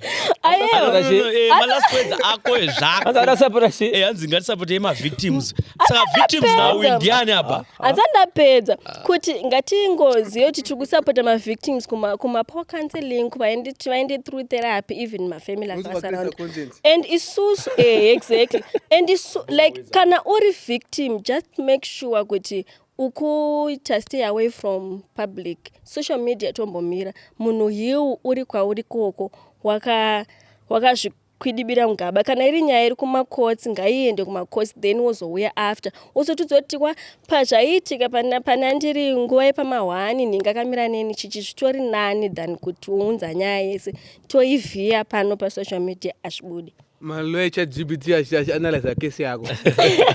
Exactly. History muZimbabwe munhu expect music ikabuda expect nyaya I think ndo my last words angu please my expect zvimwe zvacho jambwai zvimwe zvacho jambwai tiri ma expect ezvese hatingakuudzirei zvekutaura nezvesiri kutaura but there are certain things unongochinyatsoona kuti okay iyi kai ukuko rega ndimboteerera munhu ane mwongo about this thing. Exactly. We are expecting this. But munhu anonyasa ku ine layman's term kunyasa achitsanangudza zvakanaka but isusu tiri ma experts ezvese chikahakira izvozvi chikatotanga chimwe izvozvi totongotera nechamark G nawi nemusikana uya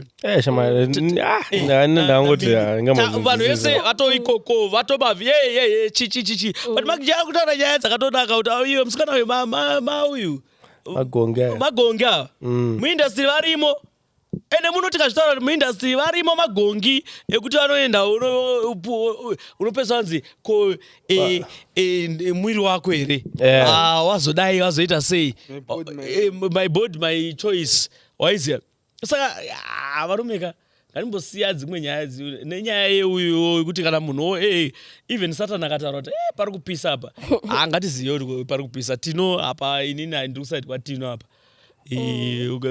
kana paine at least zvainzi vana vembwa vasvinure musumwe saka pamwe umwe asvinurawoyi akuona ona ende pamwe nyaya pamwe ndo magadziso atinoita anozoitika kuti isusu tiite sei tipone isiwe kwasadza mbwa yacho kana yasvinura ichange ichiona kusvika papi nogona yasvinura isingaoni blind. Never know. My last words, my opinions, they matter, guys. Say opinions. Such we share opinions. We don't say we don't agree with my opinions. Gana ani, but share them. It's important. My rape victims also, they should be protected from content vouchers. Stay away from content creators. Your case deserves some respect. But pangu chiti mau yangu, pangu chiti opinion yangu.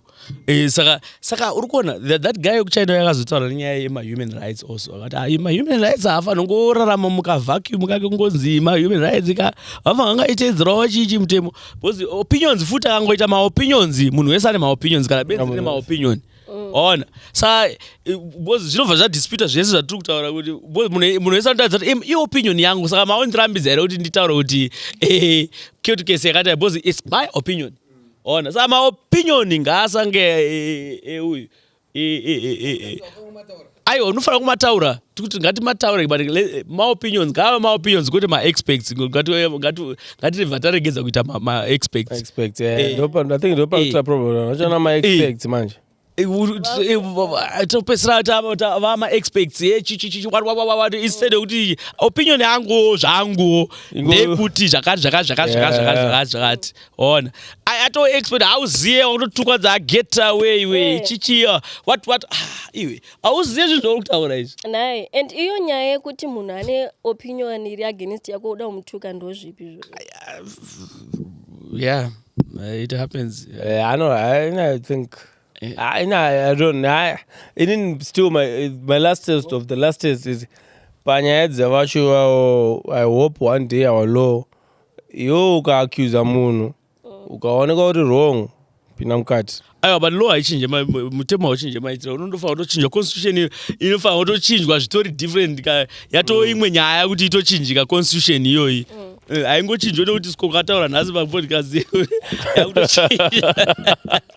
yakutochinjwa pakutotanga process dzimwe nyaya futi imwe nyaya through court saka iwo taura na-mp wako nyaya ireizwe ma-mp ari kutaura nyaya dzekubleacha saka utombotaura kuti amanaka plus futi imwe nyaya ndeyekuti ana baba ngavamire nemhuri dzavo kwete kuti mhuri dzizopedzera vakadzi vako ngafanga vakupinda topedzera tatanga kupodcast saka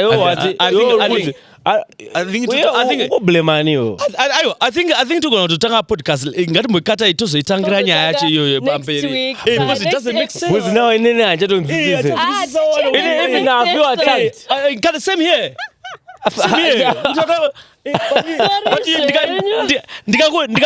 iwo ndikakuti hauendi basa unzi todzvinyirira izvi futi anzi ndofanira kuprovida futi kumanaka todzi tivadzvinyiriri futi ashi saka totomira papi toziva zvipi iwo uri kuti unozvigona wauda kupinda kuti unozvigona kuti uyu ushande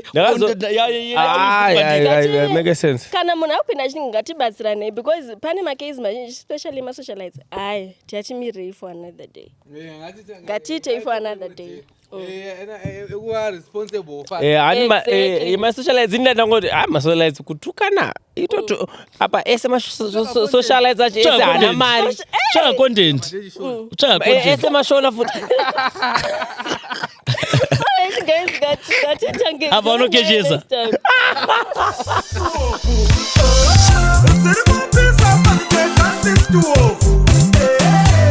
It's on your